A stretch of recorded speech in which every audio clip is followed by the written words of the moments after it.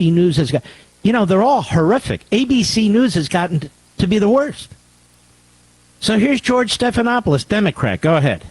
Mentioned that there's more talk about Ronald Reagan at the Democratic convention than the Republican convention, and the Democrats really making a play to claim patriotism. Oh, yeah, side. And how are they claiming patriotism? By trashing the cops and the military? I'm just curious.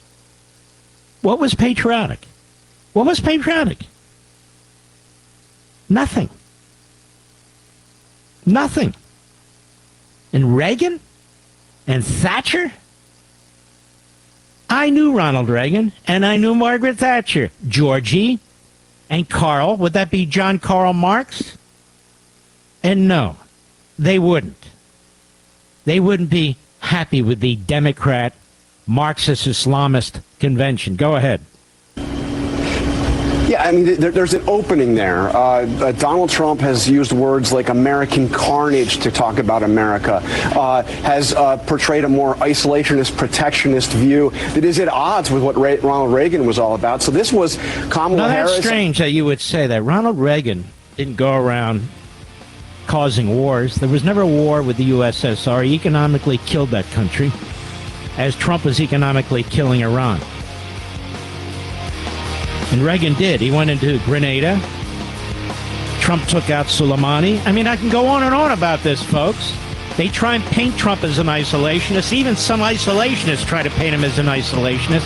He never has been, and he isn't an isolationist. I'll be right back. Do you know why the IRS is targeting you and everyday people and not the super wealthy? Because they have tax attorneys and you don't. Here's 2 reasons why I recommend Tax Network USA. They have a preferred direct line to the IRS, and Tax Network USA knows that for a limited time, the IRS is waiving $1 billion in penalties. Call 800-245-6000 or visit tnusa.com/Levin, tnusa.com/LEVIN. Cancer and heart disease are increasing, and many studies blame unhealthy diets. Researchers say diets rich in fruits and vegetables are the key to better health. I take Brickhouse Nutrition's Field of Greens because living a longer life, well, that's a very important goal. Will Field of Greens prevent cancer and heart disease? No, but Field of Greens promises your doctor will notice improved health from your good nutrition or your money back. Get 15% off and free shipping at fieldofgreens.com, promo code The journey to the top starts right here. Welcome to Artesia Bulldog Football on AM 990 and 93.7 FM KSVP and online at ksvptv.com. Tonight, your Bulldogs kick off the season at home at the world-famous Bulldog Bowl, taking on the Cavemen of Carlsbad in the battle for Eddy County. Bulldog Football on KSVP AM and FM and at ksvptv.com is presented by Artesia General Hospital, Bob Reed Pest Control, Central Valley Electric, Eastern New Mexico University, Pecos Valley Equipment, Artesia Animal Clinic, Artesia Credit Union, Presbyterian Medical Services, Artesia Ford Sales, Artesia Historical Museum and Art Center, Artesia Plumbing and Heating, Big O Tires of Carlsbad, Kane Electrical Supply, the City of Artesia Police Department, Coterra Energy, Deans Incorporated, Devon Energy, Eastern New Mexico University Roswell, Smile Expressions, Edge Safety, Faith Baptist Church, Finn's Country Market, Forest Tire, Guy Chevrolet, H&R Block, Hermosa Church of Christ, HF Sinclair, Moppin and Brown Dentistry, Tate Branch Dodge, Hawker & Sons, KFC, Incredible Printing, JS Warden Son Insurance, J&J Home Care, Richland Motors, Roswell Seed Company, Trustmark Roofing, Amigo Machinery, La Fonda, Mac Energy, Pressure Services, Richland Chrysler Dodge Jeep and Ram, State Farm Agent Sandy Stockton, Spur Energy Partners, Turpinning & Sons Mortuary, Western Bank, Wilbanks Trucking, John and Nancy Yates, and the Eddy County DWI Task Force. Now, let the battle begin. Welcome back to the Artesia Bulldog pregame show. It's now time to meet your Bulldogs. Isaac Zaris, number. Hey there, Bulldog fans. Joby Hodling here with KSVPTV.com and KSVP Radio, AM 990 and FM 93.7. And I'm joined by Coach Jeremy Moppin, the head coach for the Artesia Bulldogs. Coach, exciting time of year. It's game time in 2024. And so let's start off talking about a little bit. I'm going to let you do a couple different things here, Coach. I'd ask you to do a couple things. First, just a real quick snapshot of last year. You guys back-to-back state champs, and then we'll go into how summer's looked, and then how the how coming into the fall's looking. So let's start off with last year, getting the big win over Oswald. Great group of guys last year, led by a group of seniors that we had. Our first kind of full class, and got our redemption. I think we played the Rawls that first time, and it just didn't sit well the way we played, and so our guys came and battled that last game, and so excited about how we ended, and the momentum going into this year, and the target's always on our back, but it's a little bit bigger this year, and so we know that guys are looking to come and beat us. And I know Roswell's, I saw an interview where they're already kind of, we gotta finish this year, and we got to beat Artesia and some things. And a guy came and said, yeah, they told us they got you circled on the schedule. So we know that those things, every year we see that, but we know that's a little bigger this year, coming off those back-to-back championships. And so I think where most teams don't like talking about those things because they think it jinxes them, like we're fully embraced. Like, we're going for the three-peat. We're gonna, we're practicing like that. We're playing like that. We're talking about all those things, and that's kind of where our theme this year is culture. It's cool that we're in the museum doing this because just this morning we showed the team a video of this museum and just all the culture that's here, and so we accept the culture, and we're also trying to put our own stamp on it this year. And so a different group, really athletic group, and we're excited about kind of getting started this season. Well, so that was last year, and although it's fantastic to look back on, and you guys are state champs, football coaches, I know how you guys are. You forgot about last year, now you're focused on 2024. Spring, or talk about, I'm sorry, I keep saying spring. Talk about how fall practice is going, summer workouts, then fall coming into this week against the Carlsbad Cavemen. Yes, sir. Yeah, like you said, really once Christmas hits, the past is the past, and we had a new group. Biggest numbers we've ever had. This summer, we actually brought the freshmen up. They let us have 2 weeks of padded practice in the summer, so we brought them up. So we had about 160, 170 kids out here every day for 2 weeks of summer. And then with our just 10th through 12th grade, which is who plays up here at the high school, we're sitting right at about 140, 150 right now. So a ton of kids playing in the program. Over 80 juniors and seniors on the varsity team this year, which kind of limited us, allowing some sophomores to play right now. Just really jersey needs, just don't have a lot of leftover jerseys, which is a good problem. And so we had a really good summer. We loved the padded practice. You actually get to hit some in the summer. That was good for us. So we kind of cut our 7-on-7s down a little bit, and we probably will cut those out because it's just a lot better to get to play real football. And then 2 days is a little different, starting school earlier this year, but our guys adjusted to all that and really had a good last couple weeks. And man, we're ready for the first real game Friday night. We're excited. All right, so tonight, as you just said, you're taking on Carlsbad. It's a big rivalry in our part of the state. Been playing Carlsbad for a long time. I think I read that the last time we were in the same division was 1972. So they've been a big school compared to us, being one level below them most of the last 4 decades. But it's a big game, and it's a big game to the communities, maybe a little more than to the players these days, because these younger kids, the ones coming up, maybe don't remember how powerful the rivalry was, but it is still a big game, and expectations, and the crowd's already building here at the bowl is another big number of people here at the bowl. So talk just a little bit about Carlsbad and what you guys are going to see tonight.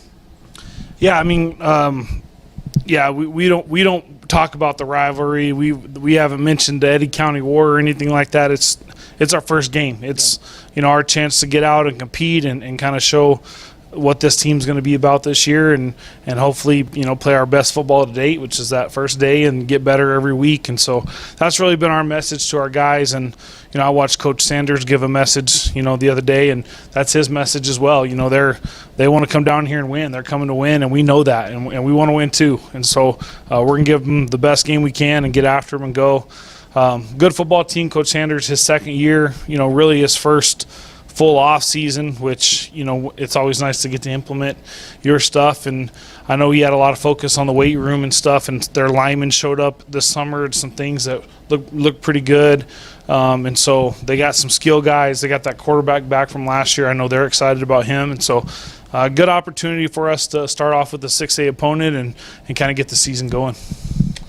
All right, Bulldog fans, if you're not already here at the Bowl, come on out. There's still places to sit and stand and come watch this big game tonight. And as Coach said, it's not the same exactly to the players or coaches, but I know it is to you fans, the Eddy County rivalry and the Eddy County War, as it's called. Go Bulldogs. This meal with a glass of beer or wine. Come see our full beverage menu today. Don't forget about our lunch buffet with lots of sweets, and we cater too. Come see us now for all upcoming parties and events. The Perkins family invites your family to come in and enjoy a meal with us. La Fonda Restaurant, proud supporter of the Artesia Bulldogs. Artesia General Hospital has welcomed cardiologist Luther Weathers to the team. Dr. Weathers is board certified with a subspecialty in cardiovascular diseases. He treats patients with genetic heart defects, heart rhythm disorders, heart failure, coronary artery disease, chronic high blood pressure, and other cardiovascular diseases. Call 575-736-8270 to schedule your visit with Dr. Weathers in Artesia, or visit artesiageneral.com/cardio appointment. Se habla español.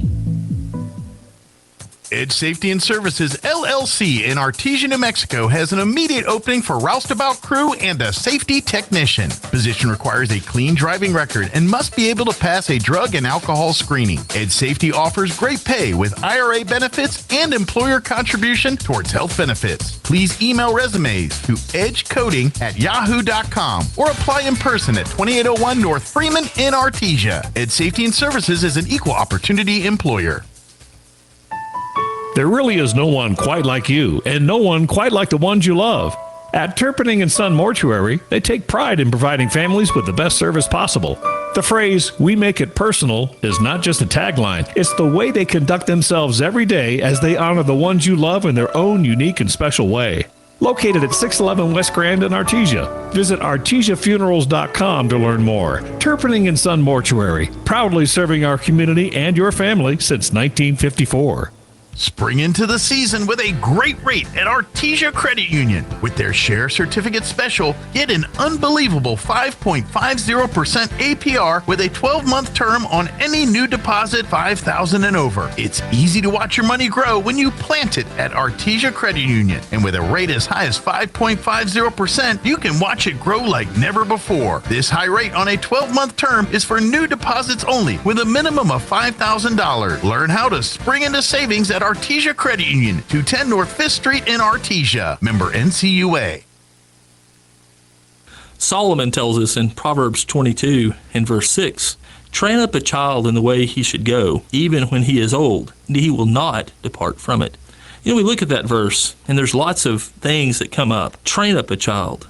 Prepare that child. Make sure that child knows that he needs to look at every option in all circumstances. And when we train up a child, then we know that he will be prepared. Because in life, I cannot prepare my child for every circumstance in life. But instead, I can prepare them in how to live life. And so they will have the tools to be able to help them understand that. And then I like really what Solomon says next. He says, he won't depart from it when he's old. So whether I trained them at 3 or 4, they'll know at 12 and 15, they'll know at 40, they'll know to the end of their life. And so have you trained your child? Or more importantly, have you been trained? If not, come visit us at the Hermosa Church of Christ. Hey there, Bulldog fans. Joe Hodling here with Coach Jeremy Maupin, and he's our scout team coach this week for the Carlsbad Cavemen. And, Coach, let's talk about, and I'm going to hand you the mic and just let you run through it, but let's start with Carlsbad's kicking game, what you guys expect there, their defense, and then their offense. Yeah, Coach Montoya is our special teams coach. He's done a good job kind of looking at them last year. The only thing is their kicker, he's their kicker, punter, running back. He got hurt in the scrimmage. We've heard collarbone, so that kind of leaves a lot of things up in the air. They may try a lot of different things, so we've tried to prepare our guys for onsides and fake punts and them going for 2 and some things. I think when you lose your kicker, sometimes you start, especially last Wednesday they scrimmaged. So, I think they're going to scramble a little bit to find who that next guy is, and so we're going to expect the unexpected this week in special teams. But they're one of the few teams that haven't really been afraid to kick it to us deep on the starburst, so we've gotten a lot of work on that and some wrinkles in there. And then just a lot of other things we're trying. In the kicking game, we always have a big emphasis on it, and all spring and all summer we've been working special teams, and so we've got our guys kind of in a good position. We got a good practice and all this week in special teams, so I think we'll make a big difference there. And then you want offense or defense? Doesn't matter. Yeah. So their defense, a lot. You can see some of the things that Sukup put in a couple years ago when he was there. Still some of those things, but they're a 3-2 defense. Well, 3-4. We call them 3-2 because most people play their outside backers over our slot somewhere. But they're peeking inside, looking to stop the run, and play a lot of quarters, and then they'll throw some different wrinkles at us. They'll roll a safety down, play some 3.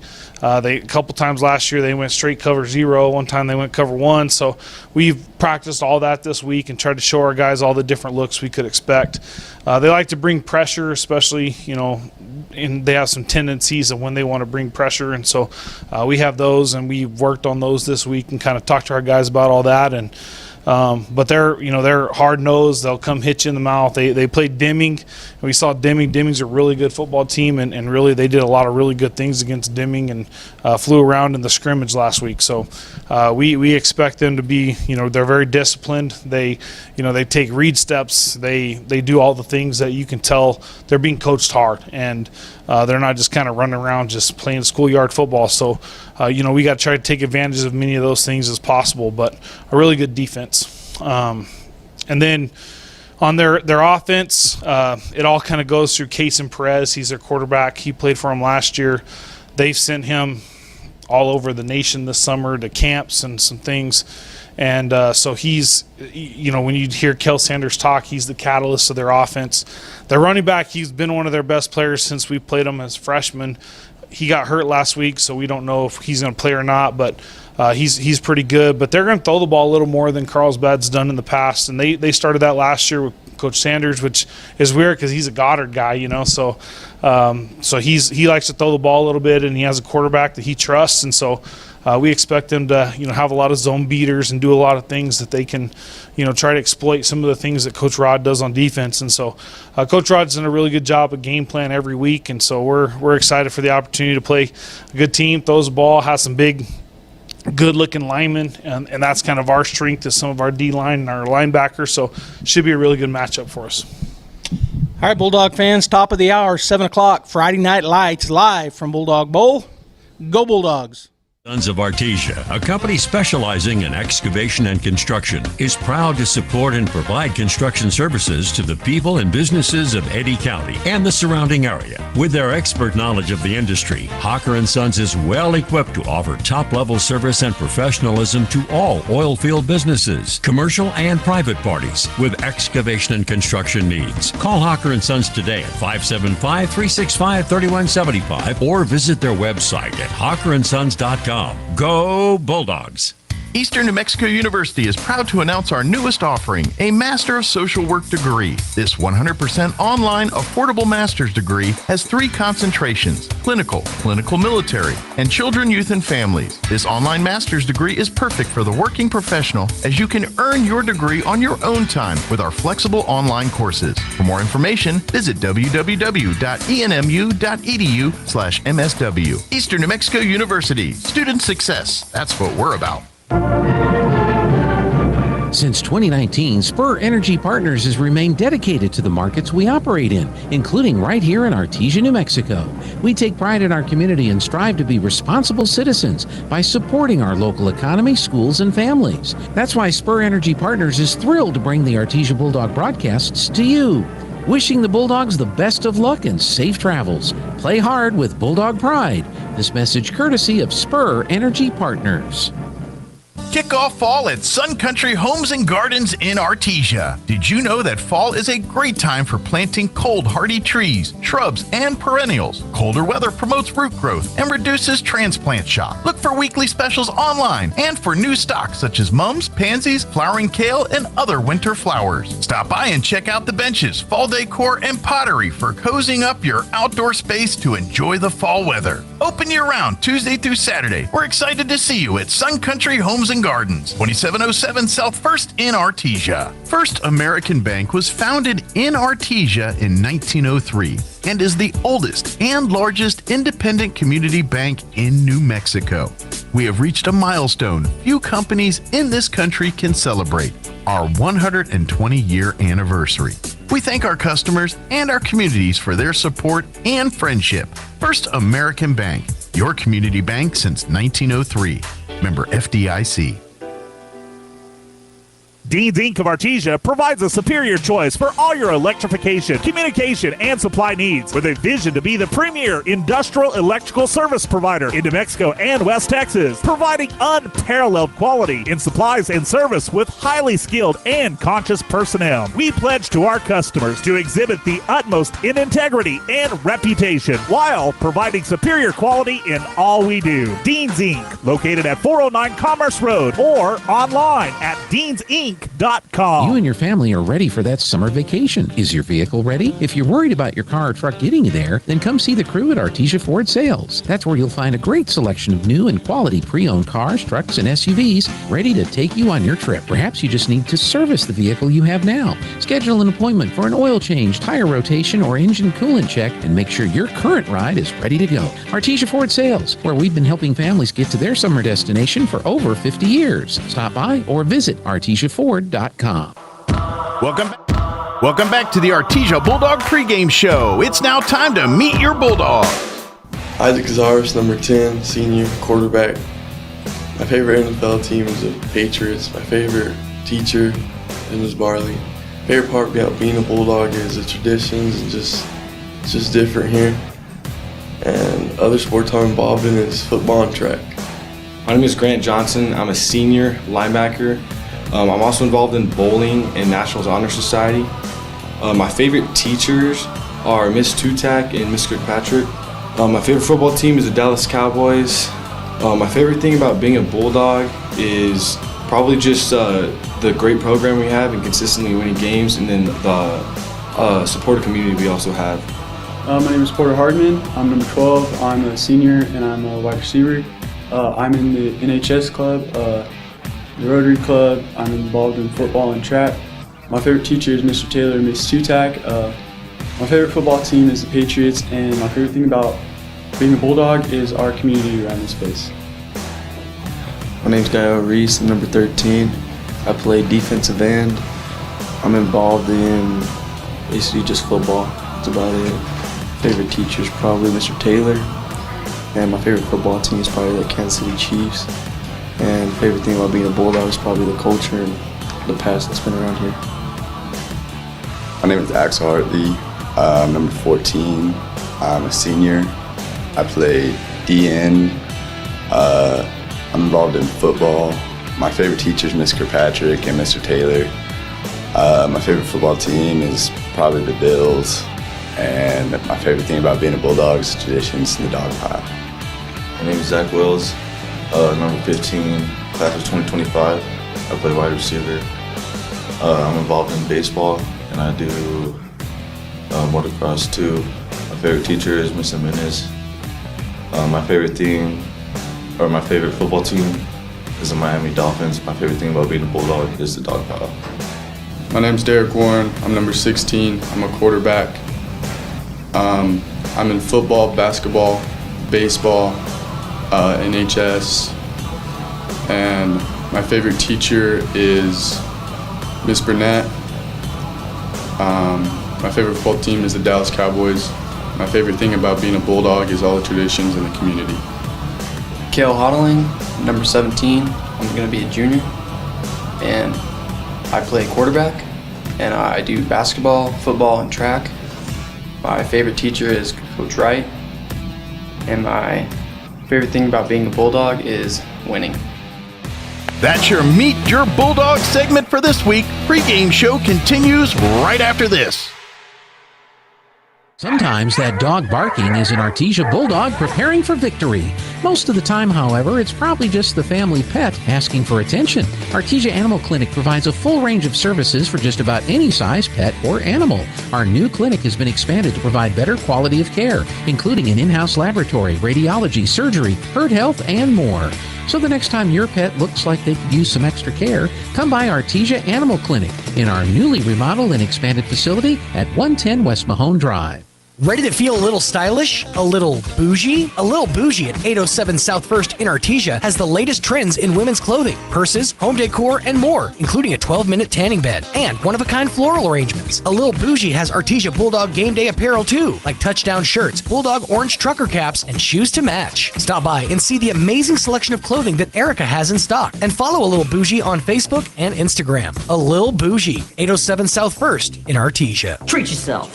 Summer vacation is here, but just because you're on vacation doesn't mean your teeth should be. Protect your teeth this summer with a few summer tooth tips. First, drink lots of water. Believe it or not, most of the problems start with a dry mouth. Keep yourself and your mouth hydrated and happy. Avoid sugary drinks and avoid chewing on ice. Sure, it cools you off, but it's not great for your teeth. Don't forget to brush and floss regularly and dry out your toothbrush. Save your teeth for summer's sake. These tooth tips brought to you by Dr. K. Youngren and Smile Expressions. 2520 Hermosa Drive, Artesia.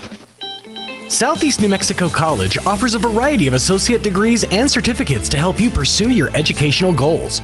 You'll find high-quality, affordable associate programs like business and nursing. Certificate programs like natural gas compression, welding, and industrial maintenance are offered to serve the common needs. Find your direction at SENMC. Navigate new pathways through higher learning at Southeast New Mexico College. Learn more at senmc.edu.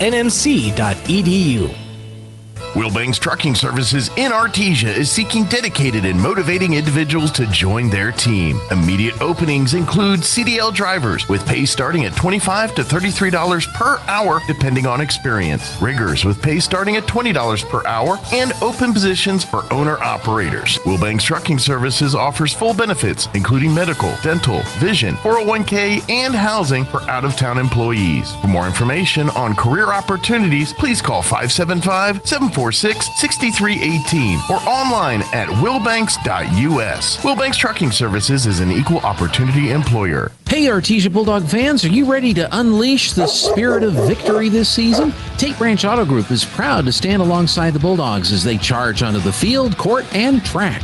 Just like our commitment to delivering top-notch vehicles and service, your dedication and passion for the Bulldogs inspire us every day. Visit Tate Branch Auto Group today, either in person or online, because when it comes to supporting the Bulldogs, we're all in. Tate Branch Auto Group, revving up the Bulldog pride. Go Bulldogs! H&R Block of Artesia is proud to be a member of the community and a sponsor of Artesia Bulldog Sports. At H&R Block, tax time is all the time. They offer year-round assistance for personal or business needs. From simple tax questions to bookkeeping, payroll services, and more. You can trust the team at H&R Block to be there when you need them most. Stop by 502 West Texas Suite A in Artesia or call 746-3456 to schedule an appointment. H&R Block, proud to support Bulldog Sports. Se habla español.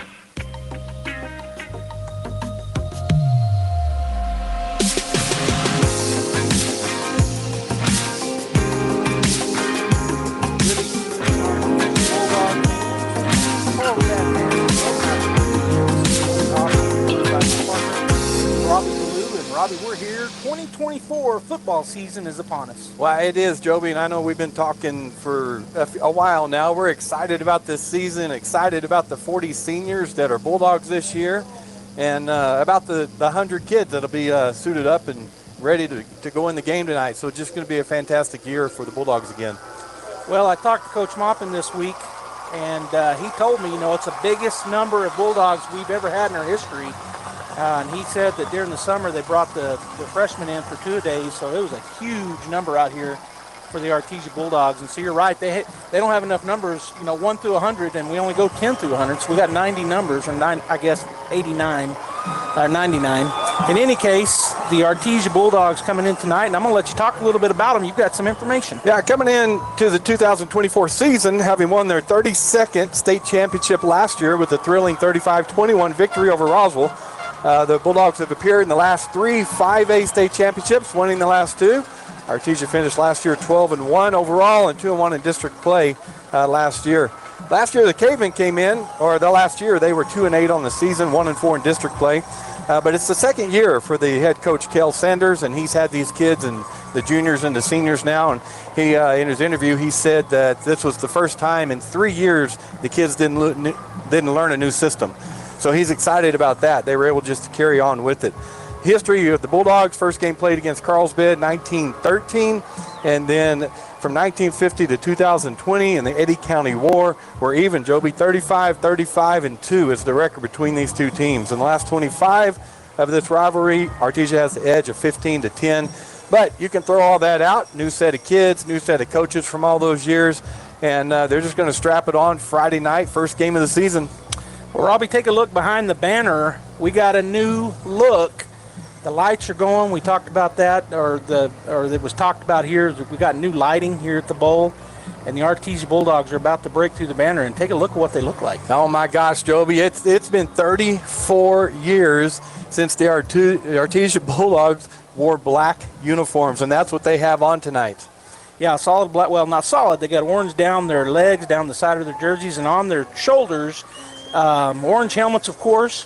But solid black socks, black pants, black. And here come the Bulldogs, as Danny Parker says. And wow, that looks pretty good. Yeah, we kind of knew going in, but what we found out was the players didn't know. They warmed up in orange jerseys and white pants, and then they went up, as they always do, to have their last break up in the locker room. And when they went in there, they broke out those jerseys and uniforms for them. So I guarantee you, they are on cloud nine right now in all black uniforms.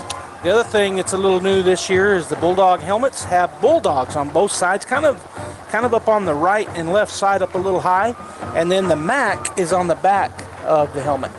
Well, and folks, if you're listening on the radio, 990 AM and 93.7 FM, we appreciate you listening. But if you want to see what we're talking about, you can go right now to ksvptv.com on your phone, on your tablet, on your computer, and see just see what we're talking about with the new uniforms. Yeah, we're also on Facebook, KSVP Radio on Facebook, and on YouTube. It's KSVP TV on YouTube. And again, last year, I think was the first year in a while it happened, but on Channel 16 on PBT Cable. If you're at home, you're listening to this, and you want to watch it, and you want to watch it on your TV, you can, of course, do that. Turn to Channel 16 if you have cable TV with KSV or with PVT. All right, so the teams are on the field. There's a huge crowd here, Robbie. Big crowd. We anticipated that.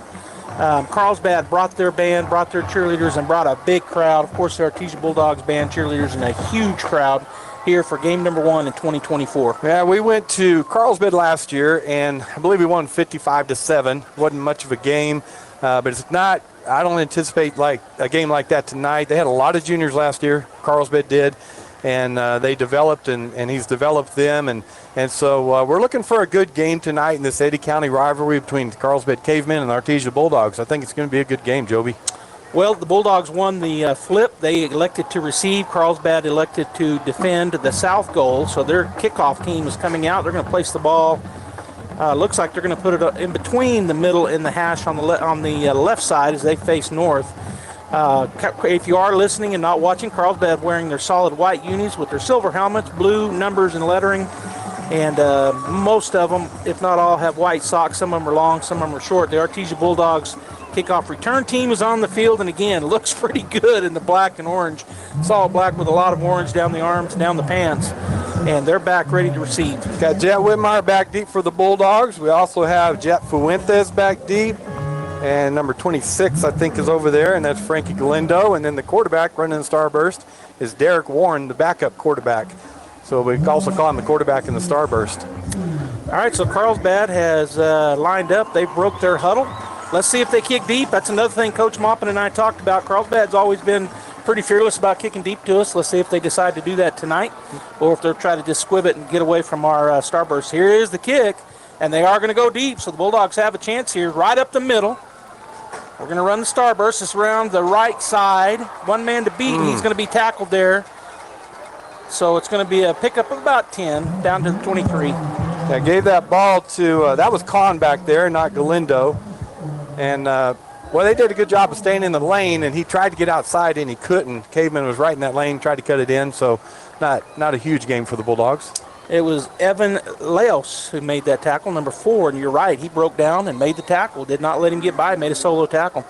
All right, so the Bulldogs' first series of the 2024 season with our new quarterback, Isaac Casadas. Last year we talked a lot about him because he was running a great slot.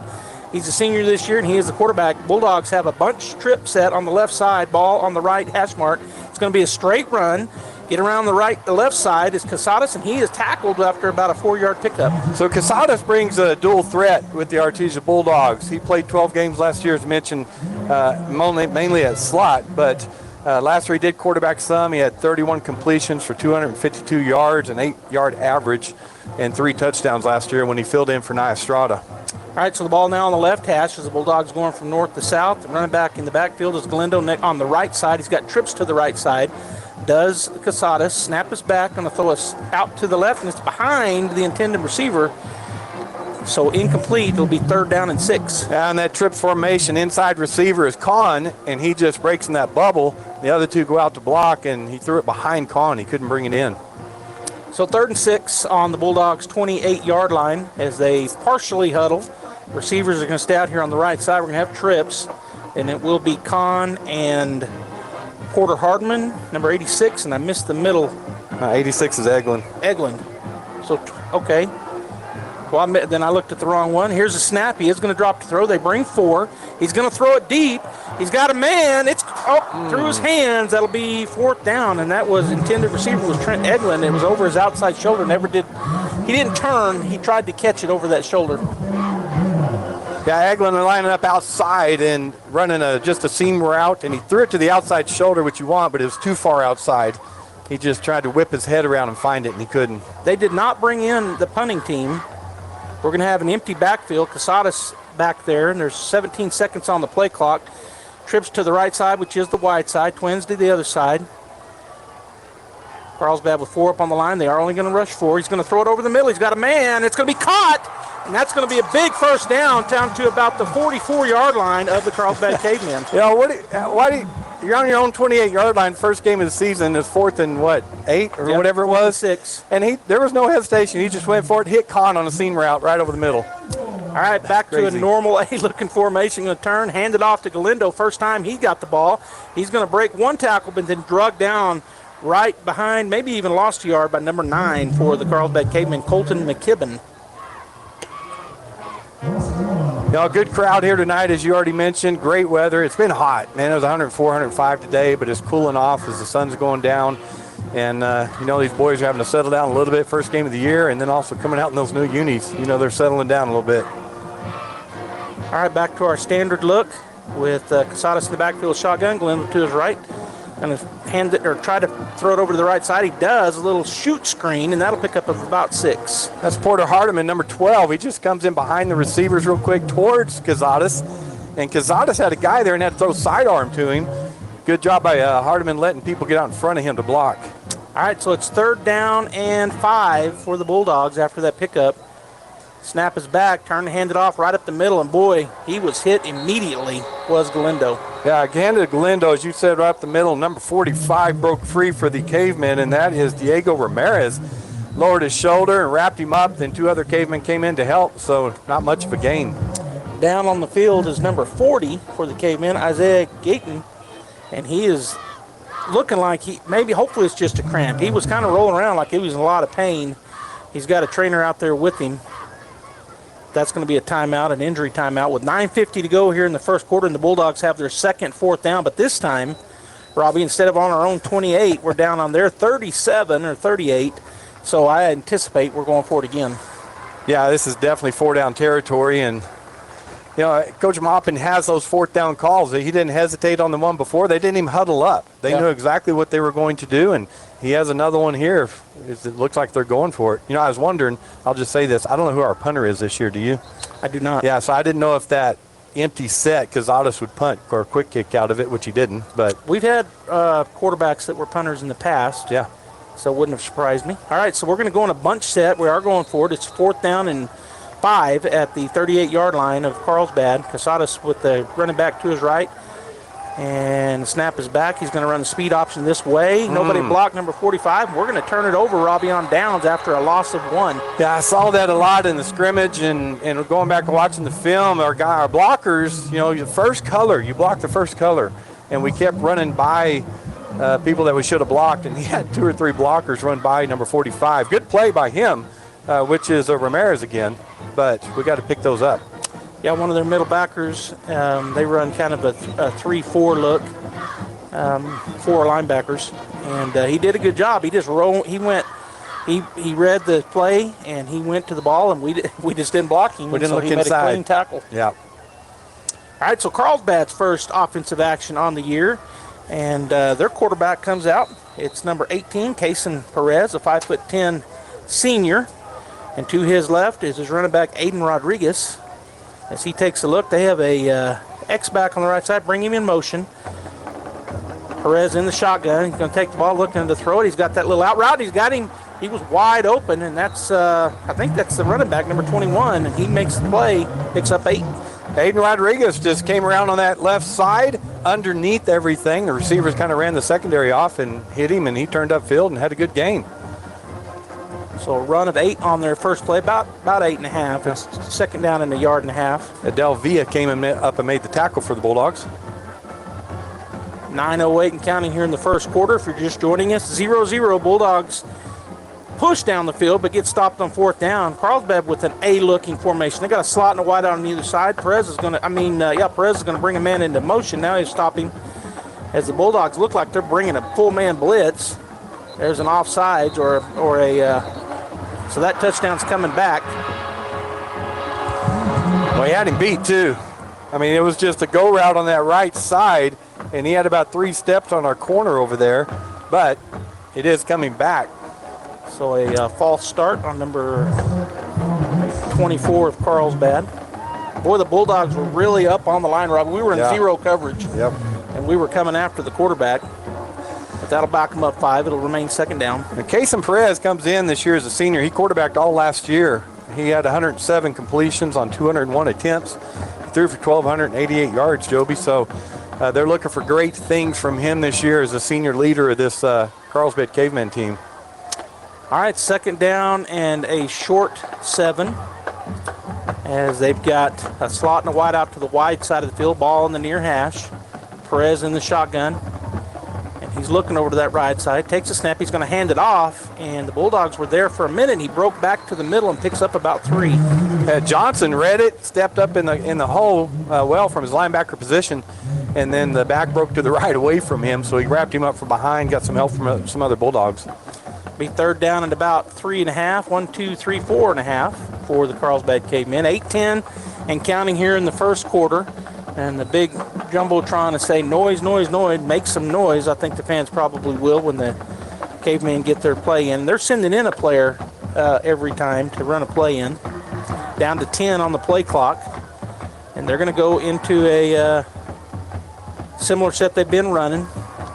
Rodriguez to the left of Perez. Bulldogs bring a blitz, and he's not going to get there, and he just throws it away. That didn't make it back to the line of scrimmage, which I think it has to, or maybe not. I don't see a flag, so it'll be 4th down. Yeah, good pressure by the Bulldogs, and that defensive line for the Bulldogs, Caden Grantham, Chris Aguilar, Rafael Orozco, and Axel Hartley, the starters, putting some good pressure on there. It was actually a linebacker, I believe it was Hayden Hardcrow, the outside linebacker, that came free on that, number 21.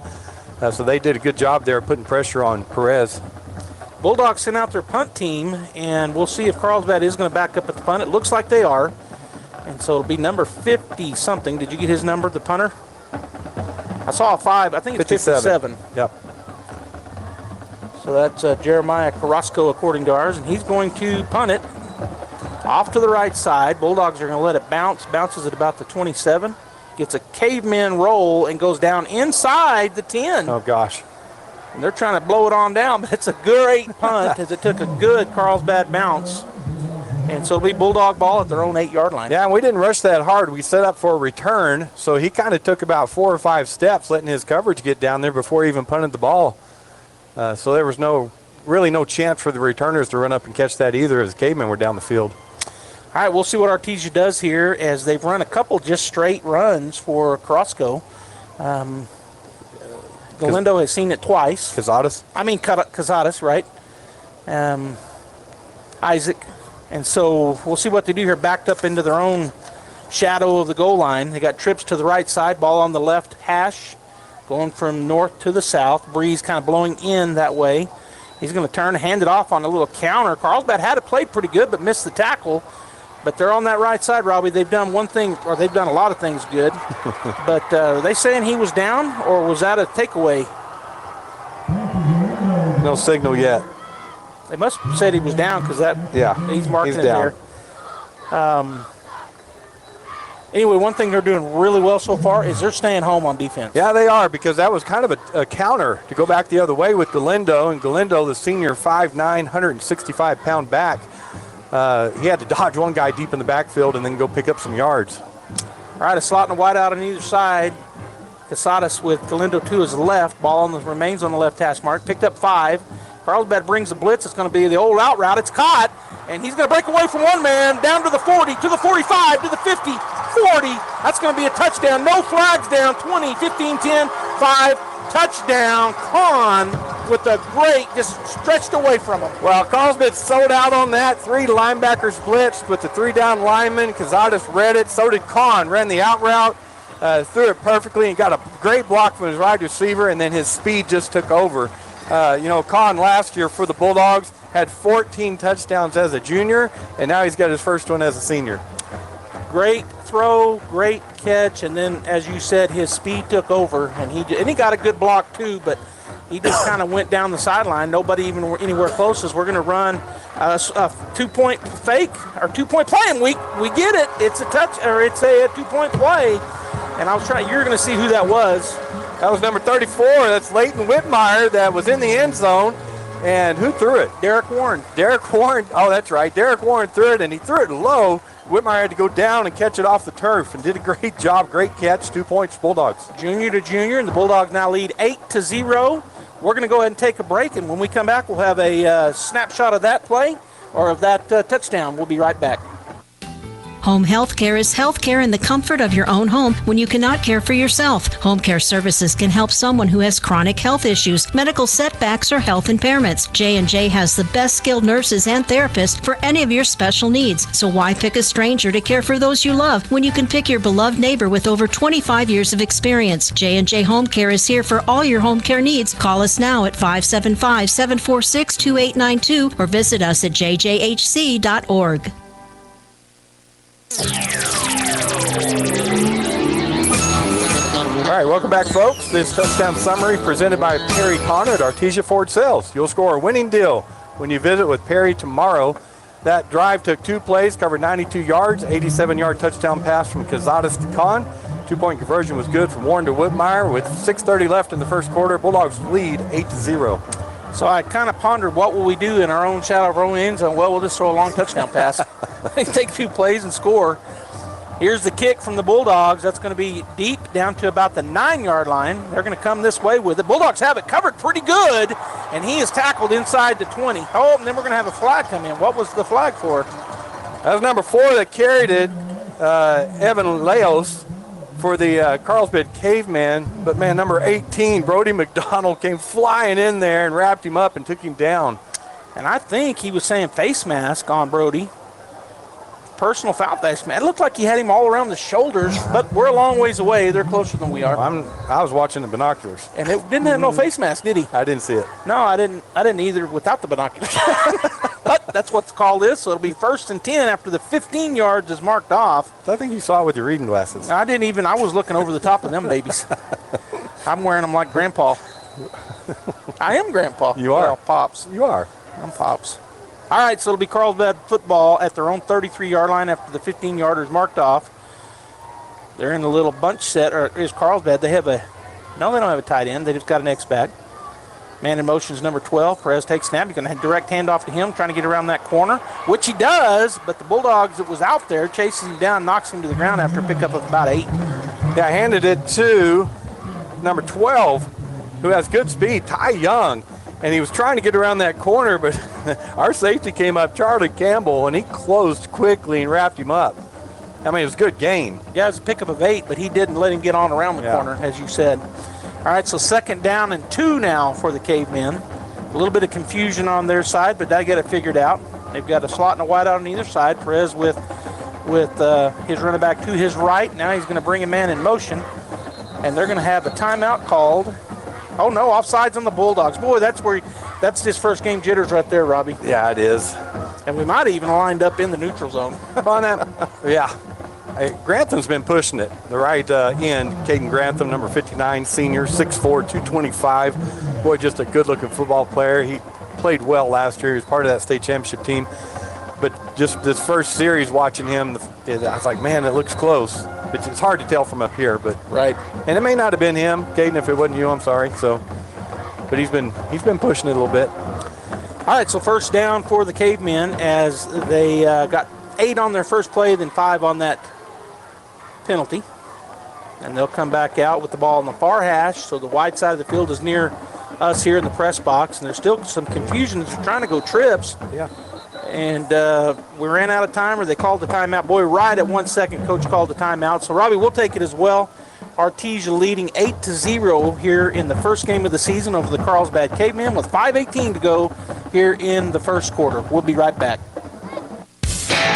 That, my friends, is another Bulldog state championship. We bleed orange here at Guy Chevrolet Company and believe that being a Bulldog is a blessing. We wish all our students the very best of luck in all that they set out to do. Guy Chevrolet Company proudly supporting Artesia Bulldogs and their families since 1925. Come see us at the corner of 1st and Main in Artesia or visit GuyChevy.com. And that, my friends, another Bulldog touchdown.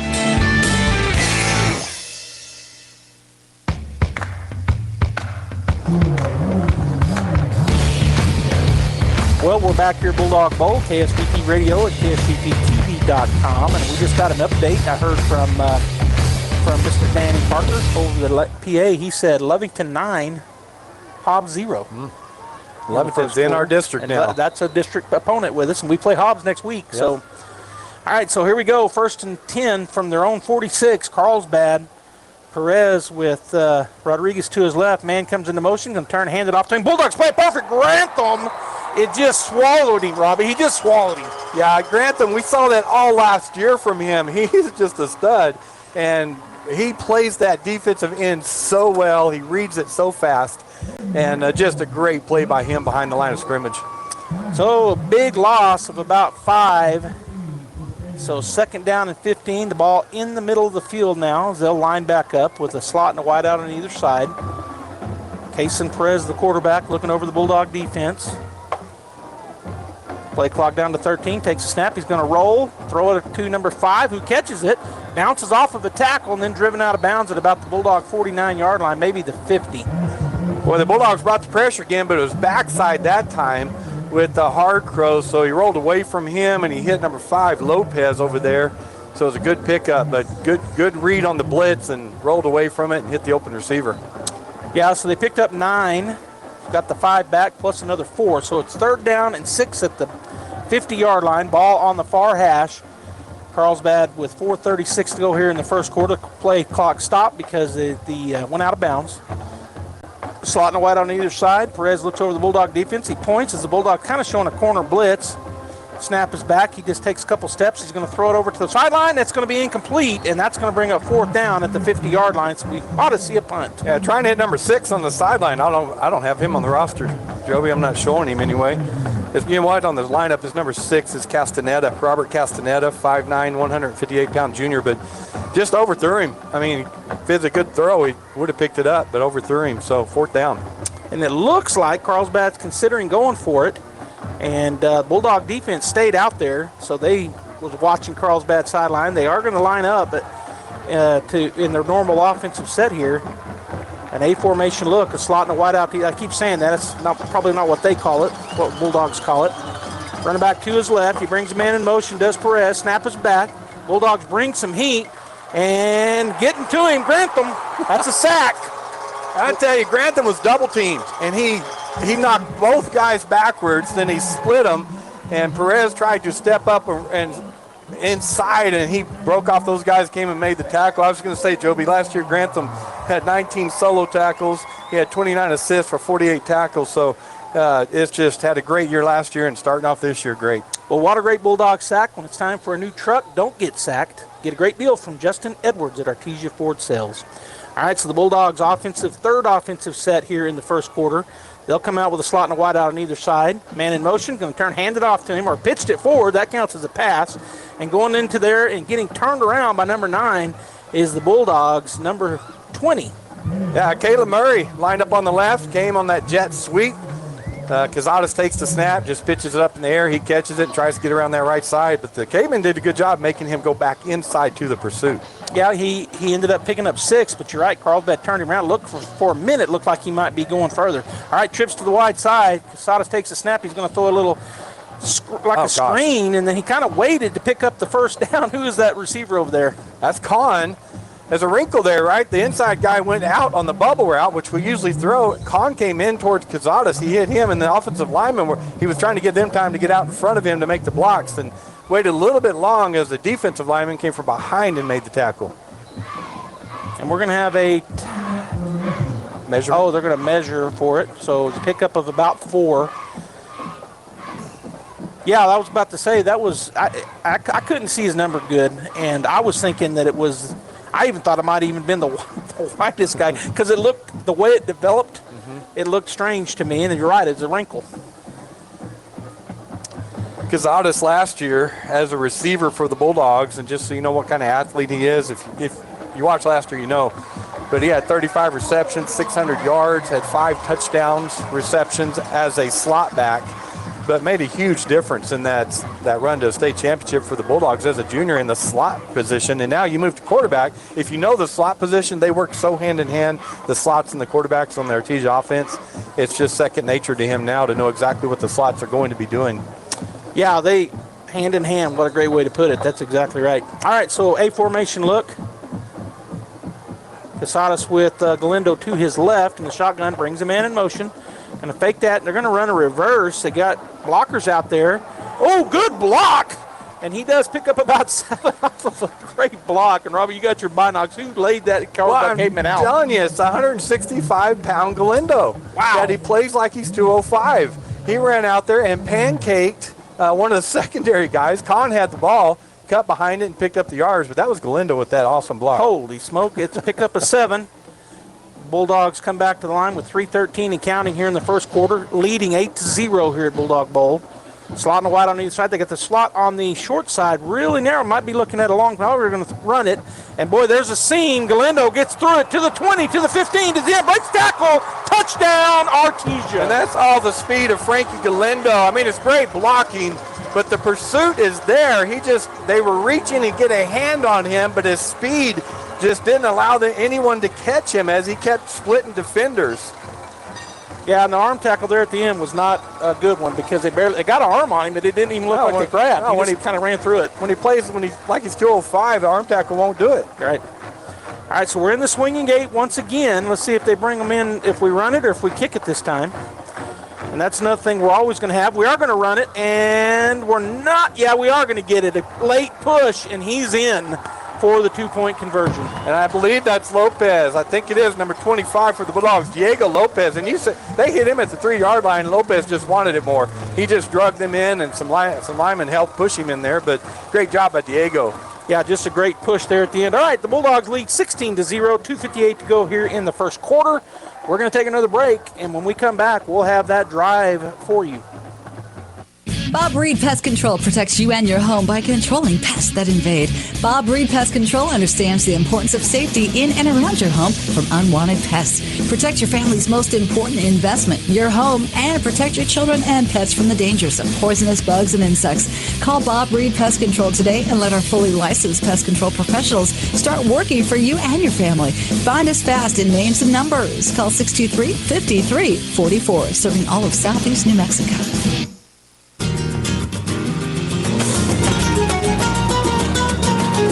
This touchdown summary brought to you by Perry Connor at Artesia Ford. You'll score a winning deal when you visit with Perry. Took 4 plays to go 48 yards, 31-yard touchdown run by Galindo. 2-point conversion is good by Lopez. Bulldogs lead 16-0. Kickoff's a little shorter this time. It's caught at the 15-yard line. Boy, the Bulldogs right on top of him. He picked up about 6, but he's immediately hit and tackled. So the Carlsbad Cavemen now will come out with their third time to be on the field offensively. It's number 43 that was running it, Rev Valenzuela. for the Cavemen, but Marco Soto, who wore number 77 last year, was a special team standout. Again, this year came flying in there and made a solo tackle in open field. And on that touchdown summary, I was going to add something to it. It was all started, the Cavemen had the ball on the 50, and we stopped them on a 4th down play and gave our offense a great field position. So we've seen the offense score starting at the 8, and we've seen them score starting at the 50. And now Carlsbad will start their 3rd series of the ball game with 2:54 to go in the first quarter at their own 22-yard line. They've got a slot and a wide out on either side. Perez with Rodriguez to his right in the shotgun. Man comes into motion. He's going to go by to the other side. That gives him 3 on this short side. Going to turn, hand it off, and he breaks up the middle. He's got some good running room. Good move there by Aiden Rodriguez. Yeah, great push by the offensive line of the Carlsbad Cavemen. Rodriguez just got in behind it, found a seam, cut back to the inside, and picked up the yards. So pick up a 7. It'll be 2nd down and 3 at their own 29-yard line. And again, they send a player in each time with the play.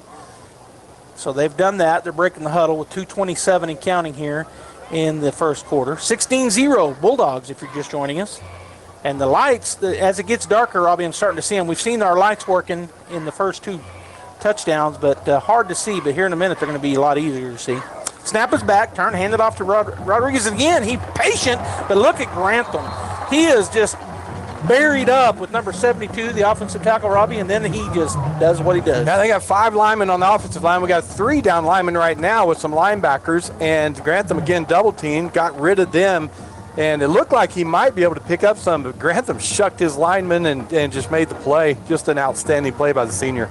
So a loss of 2, it'll be 3rd down, and loss of 1. It'll be 3rd down and 4 now for the Cavemen as we're under 2 minutes here in the first quarter. 1:39 and counting. Ball remains on the near hash, near us here in the press box. Big crowd here, Robbie. Great looking crowd as Artesia band playing right now. Perez takes snap. Bulldogs bring the blitz, but it's going to be caught over the middle, and he will not get the first down. He's going to be short by about a yard. So they kind of tricked him there a little bit because they had a bunch set over here on the left, 3 receivers. We only had 1 guy over him. Johnson was coming in blitzing from his linebacker position. So they read it. He cut across the middle. Huffman from linebacker position came over quickly to cover that open area and made the tackle for the Bulldogs. So they almost baited him to do that. Yeah, and it almost worked. You know, you saying Bulldogs? The Bulldogs baited them to do that. But the play almost worked. It's just like you said, getting there quickly and making it left them about a yard short. So they do bring in their punting team, it looks like, with the 4th and 1 at their own 31. And so the punter does drop back. And now a timeout taken by Carlsbad. So we're going to take it as well, but a great job by the Bulldog defense again to hold them to a 4th down. We'll be right back after we hear from Pressure Services.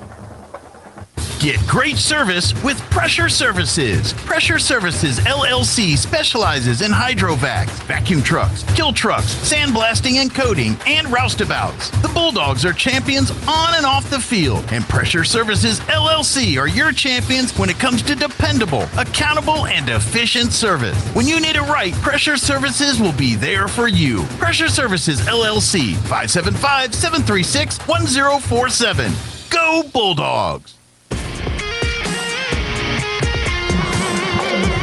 All right, Bulldog fans, we are back here.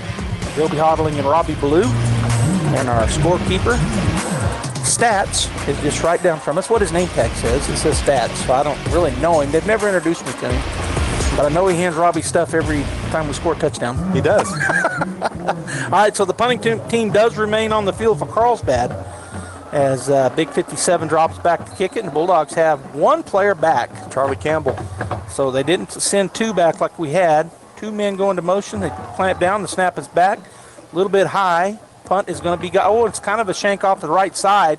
Hits it about, and takes a Bulldog bounce back into Carlsbad territory. It's hit about the 49 and then bounced backwards, Robbie. We're going to have great field position. Yeah, it's a 15-yard punt. So great job. And the Bulldogs changed. They had two guys deep in a regular punt return. After that timeout, they thought, well, they're going to try something. Yeah. So they put up the defense and defended it well and got some pressure on him. Yeah, the snap was a little bit high, and that time he felt, I think the punter felt like he had to hurry a little bit more, and it kind of went off the right side of his foot, the right-footed kicker. So the offense back on the field for Artesia, and look how good that looks on film. Look at them black unis. We've got a screen up here and looking at the we're looking at it live, but I can look down and look at it on the screen. It looks pretty good. All right, so Bulldog first down at the Cavemen 46-yard line. A slot and a wide out on either side. Man in motion, going to pitch it to him. That was the wide receiver over there. He's got some room. Down around the corner he goes to the 30, man out in front of him to the 25, and he's finally tackled inside the 20. And that is Bryce Parra coming from that wide receiver position, just a real quick pot play, and he gets around, and Frankie Galindo was the one way out in front of him throwing that block for him. You know, one thing a coach loves is a player that'll do it all. Yes. And you know that there's a lot of Bulldogs like that. Yeah. Frankie, one of them. Yep. Empty backfield. Casadas takes a snap. It's a straight run up the middle on the left side. Carlsbad played it really good. Casadas bulls forward and picks up 8 anyway, or 7. But good job there by Carlsbad. Yeah, straight out quarterback draw. If you want, let him pick a lane and pick up some yards. But Jaden Duran, number 14, did a great job, which is not easy, getting Casadas to the ground. Bulldogs going to try to get a playoff here. Let's see. 4 seconds, 3 seconds, 2 seconds, 1 second. And we're going to go to the second quarter with no play. Bulldogs second down and 3 at the Carlsbad 12-yard line. And we'll go ahead and take a break as well. Bulldogs 16, Carlsbad 0 as we head into the second quarter after this break.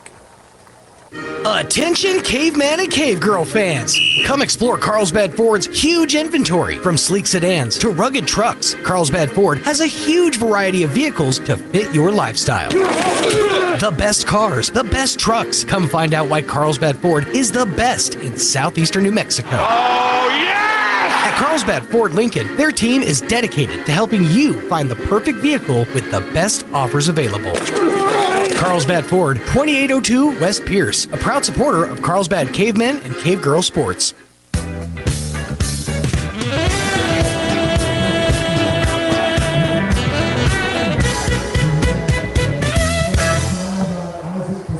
All right, as they swap ends of the field, Robbie will give us a quick analysis first quarter. Wow, the Bulldogs come out on fire. First game, Eddy County War. The offense was stalled the first time around, but since then they have clicked. And we've seen the 2 juniors from last year that played a huge role in the state championship. Ethan Kahn and Frankie Galindo scored touchdowns, and it looks like they're going to have a big senior year again this year. All right, so trips to the left side, which is the near side. They've swapped ends. Bulldogs on the 7-yard line of Carlsbad with nobody in the backfield except for Casadas. He takes a snap. They only rush 3. He's going to throw it into the corner. Just a little bit overthrown. Good flag route over there. Trying to get it to Kahn. He just set him up inside, then broke out towards that deep pylon in the end zone. Just overthrew him just a little bit. But let me say this. That was great blocking by the line. He sat in the pocket and just laid it up there. Just wasn't able to connect with him. Another synopsis, our defense in the first quarter. Boy, they're just coming after Carlsbad. They came out in a spread. They came out in the tight the second series, and they haven't been able to really move the ball in either one. Yeah, we forced 3 punts, have the Bulldogs, and that's always a good thing. If you can not let them score, you're doing what you're supposed to do as a defender. And a turnover on downs. And a turnover on downs. That's exactly right. 2 punts and a turnover on downs. All right, so it'll be 3rd down and 3. Bulldogs are going to go back to, nope, they're going to leave it empty. Casadas in the backfield. 3 down linemen for Carlsbad. That's what they rushed just a minute ago. Now going into motion. We're going to have a timeout by Coach Maupin. So he saw something he didn't like. So we'll take the timeout as well. Well, you know what? We'll keep it here. Let's keep it here. Bulldogs, if you're just now joining us on any of our many channels, KSVP Radio, KSVPTV.com, KSVP Radio on Facebook, KSVP TV on YouTube. We're also on PVT Cable, Channel 16. If you're watching in any of those places, you can see something that when they came down the ramp, Robbie, it was an exciting moment for a lot of Artesia Bulldog fans that really like black unis. Well, people have been asking for them for years, and Cooper Henderson, you know, great head coach, a Hall of Fame New Mexico head coach for the Artesia Bulldogs. He didn't want the black unis. He didn't ever want to go to it. It was orange and white. And with Coach Maupin bringing in a new era, his 4th year as the head coach here in Artesia, he made that coaching decision to go to black. And a lot of people in the community are going to be already excited about it, or when they find out about it, excited about it. Well, and the other thing, and I'll talk about that right after this play. So the Bulldogs with a 3rd and 3 at the Carlsbad 12-yard line. Empty backfield, going to go into motion, hand it off. He faked it. Casadas has the first, and Casadas runs into his own guy, but Bulls forward. And, boy, they turn him back right at the half-yard line. So a pickup of about 10, and it's first down and goal. Yeah, fake that jet sweep or pop, and they're lined up real quick. Go ahead, Joby. All right, so going to go back to an A formation look. Casadas takes the snap. It goes over his head, bounces fortuitously right to him, and he's going to throw it in the end zone. Touchdown, Ethan Kahn. That's a heads-up play by the senior quarterback. As you said, over his head, took a bounce. You never know where that ball's going to go. And he picked it up and hit Kahn, but there is a flag on the play. Oh, I showed Robbie a holding call. I don't think it was holding on the Artesia Bulldogs, but it may have been on. That's on us.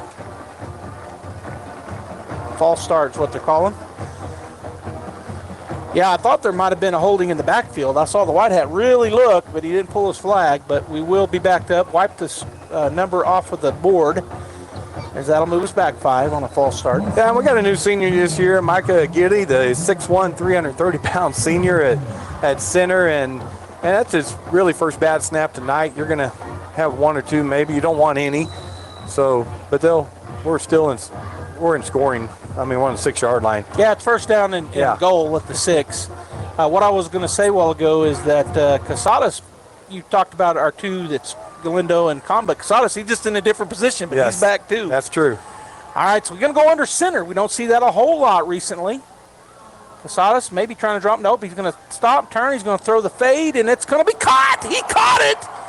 Oh, he said he dropped it. I thought he got his hands under it. But I'm a long ways away, and I'm looking over my readers, as you said. Yeah, so that's Eglin out there, wide receiver on the right. He's just breaking towards the sideline, then cutting up the field in that corner. Casadas threw it before he even made the cut. And he had to go around the receiver, defender, number 13, Real Sanchez, had great position, but he reached down and tried to bring that in. From a long ways away, I thought he caught it, but he didn't. So it'll be second down and goal at the 6-yard line. Galindo to the left of Casadas. Snap is back, turn, hand it off to him. He breaks into the middle of the field. We're going to have a holding, it looks like. Flag come flying in the middle, and that's usually where you see that. Or it could be a face mask. But in any case, we got a flag. Well, and that's tough. We're down there inside the 10, and that's the second penalty down there. So keep stalling the drive so far. It is offensive holding, so it's going to move us back 10. It'll be second down and goal from about the 16-yard line. Well, gives them more yardage to work from. Right. All right, second down and goal from the 16. Ball remains, well, no, it's kind of between the left hash and the center of the field as the Bulldogs huddle up this time. 10:55 and counting to go in the half as the Bulldogs lead 16-0. A formation look. Galindo to the right of Casadas in the backfield. Snap is back and a turn. Hand it off to him. And he gets around the first wave of cavemen, and he breaks through and kind of pushes forward. He got wrapped up at about the 14 and rolls forward. So it'll be third. Yeah, good job. Somebody came free, and Galindo, as soon as he took the handoff, just went to his left. Just quick feet. Those drills come in handy there. Left him standing there, came around the left side. Number 37, Connor Robertson. The caveman was able to get to him, wrap it up, then wrap him up. Some others came to help. All right, so it'll be third and goal at our own 12-yard line. We stay in our same set. Galindo to the left of Casadas in the backfield. Snap is back, looking to throw. He's going to throw that screen. It's going to be caught. Got a lot of Bulldogs in front of him. That's going to be a touchdown. Artesia, and that was a great blocking by the offensive line. That was. Diego Lopez comes out there and waits patiently for that screen pass. The linemen get out in front of him. The receivers are out there. And it was funny, about 3 of them didn't have anybody to block. He cut in behind them and went in untouched into the end zone. All right, 22-0. We're going to run another fake. We'll see. Man in motion. They come out of the swinging gate. Looks like we're going to line up and kick it. And our kicker is is that Grantham? No. The kicker, I can't see his number. Number 48. It is Corbin Dominguez. Dominguez in the kick. Snap is back. And kick is up. It looked good. And it was. The Artesia Bulldogs lead 23-0 over the Carlsbad Cavemen with 10:28 to go in the first half here at Bulldog Bowl. And we will take a break. When we come back, we'll have Carlsbad getting the ball back. Be right. You know what, Robbie? I'm going to keep it here. We've already run through I'm worried about it because I'm afraid that'll go away from me. And all of you out there don't know what I'm talking about, but I'm going to keep it right here. So far. I usually don't either. So far, so good. I know. I talk in circles or something. I'm just kidding. I'm kidding. But in any case, the lights. Let's talk about the lights. Have you noticed whenever we're scoring, what happens? Yeah, tell the fans. First time I ever saw it was last year at Hobbs. Right. And they're LED lights, and you can program them, and you can make them do different things. LED can be different color, and they can flash. They can do strobe lighting, and that's what's going on at the Bulldog Bowl when they score right now. If you're not watching, the lights just start to go crazy. Gives it a whole different atmosphere. Yeah, it looked like a wave that time. They were going across the field from right to left. And I've been looking up at them. So I had said I thought that they would change colors, but it looks like there's orange ones below the white ones up top. And we forgot to do that. All right, touchdown summary presented by Perry Connor, Artesia Ford. You'll score a winning deal with Perry when you visit him tomorrow. 9 plays, 46 yards, 12-yard touchdown pass. Cazares to Lopez. Kick was good. And the Bulldogs lead with 10:28 left in the first half, 23-0. We just did an onside kick, Robbie, while you're reading that, and it was almost perfect, but we were a little bit offside. Boy, pouring out all stops, aren't we? I'm telling you what. I mean, that ball was kicked about as good as you can on that type. He tried to just dribble it up the field, and it worked. It was a good kick. We would have got it, I think. Carlsbad was kind of backing away from it, but we were offsides. Scoring update, Goddard 3, Portales 0 there in the first quarter. Thanks to Josh Howard for these updates and scoring summaries. Is that stats? Oh, that's his name, Josh Howard. Just kidding, Josh. All right, so we backed it up 5, ball in the middle of the field, and here comes the kick. See if we try the onside again or just kick it deep. Gonna just kick it deep. It's gonna be line drive at the 11-yard line caught. They're gonna run. Nope, they keep the ball. Number 4 does. Ooh, there was a hold. They didn't call it, and he breaks free. Does the runner for Carlsbad down the sidelines before he's finally knocked out of bounds, and there is no penalty flag down anywhere.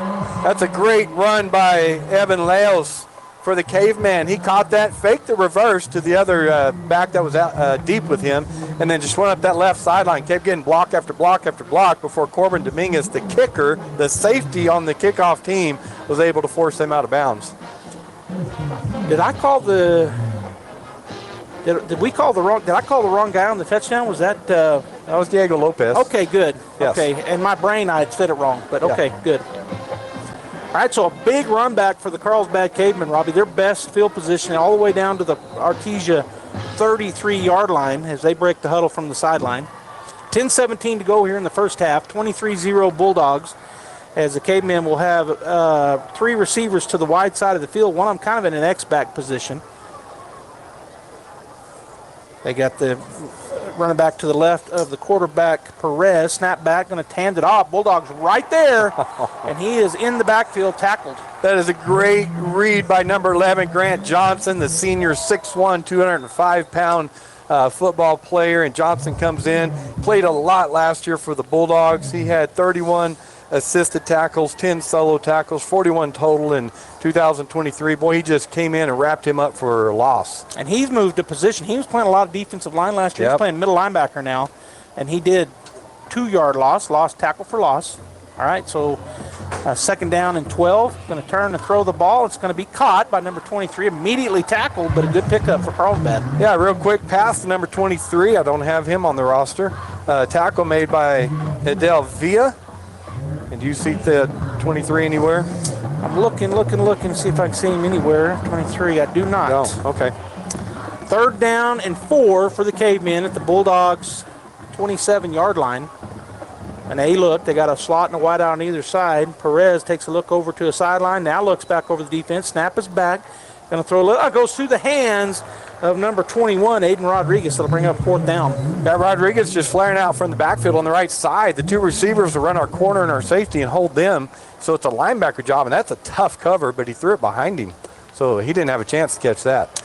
Well, it's 4th down, but it's definitely in go-for-it position here for the Cavemen, down 23-0. And so with 9:08 to go, the Carlsbad Cavemen look like they're going to call a timeout. We got a scoring update. Roswell 7, Los Lunas 7. So Roswell, of course, the I was going to say defending, but you don't really say that. They won. We beat them in the bowl last year. They've got the red trophy. We got the blue. but Roswell always formidable. And so I was kind of wondering about that, how they would look against Las Lunas. Las Lunas, 6A school. Oh, yeah. Of course, the Roswell, like us, they'll play 6A schools and don't have any mind about it. I don't know. Lovington was leading 9-0. That's a while back. That was well, they're 5A. I was going to say 4A over 6A, but they're now in our district. In any case, we've had a score from each one of them. 3 of our district foes. We got 7 this year. We hadn't even talked about that yet. No, we haven't. All right, so Carlsbad's going to go for a field goal. This is going to be a 35. That's a 44-yarder. That's number 3, Lennon Ananins is going to attempt this field goal. All right, so let's see if they try to run a fake. He's looking like he's going to kick it. Bulldogs bringing the pressure. Snap is waiting. Snap is back. It's down. And it is no good. Had the length, or it might have been a little bit short. I heard a whistle blow, so I was looking around. Did they call it dead? But did you hear that whistle while the ball was in the air? I did. Just good leg, but a long field goal in high school, and it hit right at the end, the back of the end zone. Just short. And off to the left. So that ends that drive, the threat. They had a 4th down and a 4 at the Bulldogs 27, but chose to go for the field goal. And so the Bulldogs offense coming out, their second possession here in the second quarter. I think Coach Sanders there is just trying to get some points on the board for his team. It's 23-0. The Bulldogs are ahead with 9:01 left for the first half. There's a lot of the second quarter left, and he's just trying to get some momentum and some points there. All right, so Bulldogs had a late comer in, and it was a quarterback. Probably getting the play. They right? weren't. No, he ran from over here. Coach Papa turned and talked to him as he went by. All right, so empty backfield. The ball in the middle of the field, got trips to the near side, twins to the far side. Casadas takes a snap. He's looking to throw the ball. Boy, there was a big time, I thought, hold. He's going to overthrow the intended receiver, but Carlsbad did a good job bracketing our guys because it went right here on this side. They might have got away with one, but he was looking the other side all the way. Yeah, they dropped 8 back into coverage that time. They're running a flex 3-3 is what they're running. 3 down linemen, 3 linebackers, and one of the outside linebackers on the right flexed out over our slot to help. So that left 5 in the box, and we tried to throw that seam route, so they had 8 in coverage. That's a tough completion there. Yeah, both the middle slot and the slot on the far side, both were double coverage. And he went to the far side slot. All right, man in motion, and toss it to him. Coming around this side. Good block. Boy, and he's a lot smaller but it's not much of a pickup of about 1. But, boy, there was a pancake over there. Well, as Colton McKibben, number 9, came flying in there from his defensive position, and Frankie Galindo laid him out again. He just knocked him off his feet onto his back, hit the turf. Yeah, there was a big up here in the press box. I think there was one down there in the stands, too. But we only get 1. It's 3rd down and 9. Snap is back, looking to throw. Going to throw a little screen. Bulldogs going to run away from pressure. Oh, he's tripped up. Boy, I thought he was about to be off to the races, Robbie. Yeah, that's Galindo. Just set him up on the outside on the left and got it in his hands. And I was with you. I thought, here he goes. But number 45, Diego Ramirez, reached out and tripped him up, a shoestring tackle that just got Galindo down. Empty backfield. Bulldogs lining up to go for it. 23 seconds on the play clock. Casadas looking over to Coach Maupin. He's going to change the play.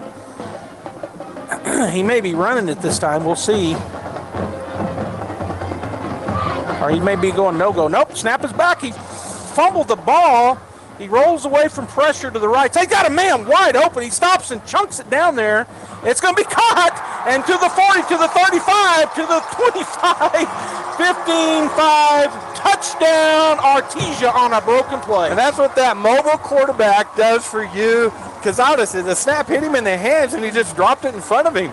And the line did a good job of making a pocket. He got it, and then he felt pressure, rolled to his right, kept his eyes down the field, and Eglin had a guy on him, threw it. Eglin comes across the field, catches it, and outruns everybody to the end zone. So the Bulldogs now lead 29-0 with 7:31 to go here in the first half.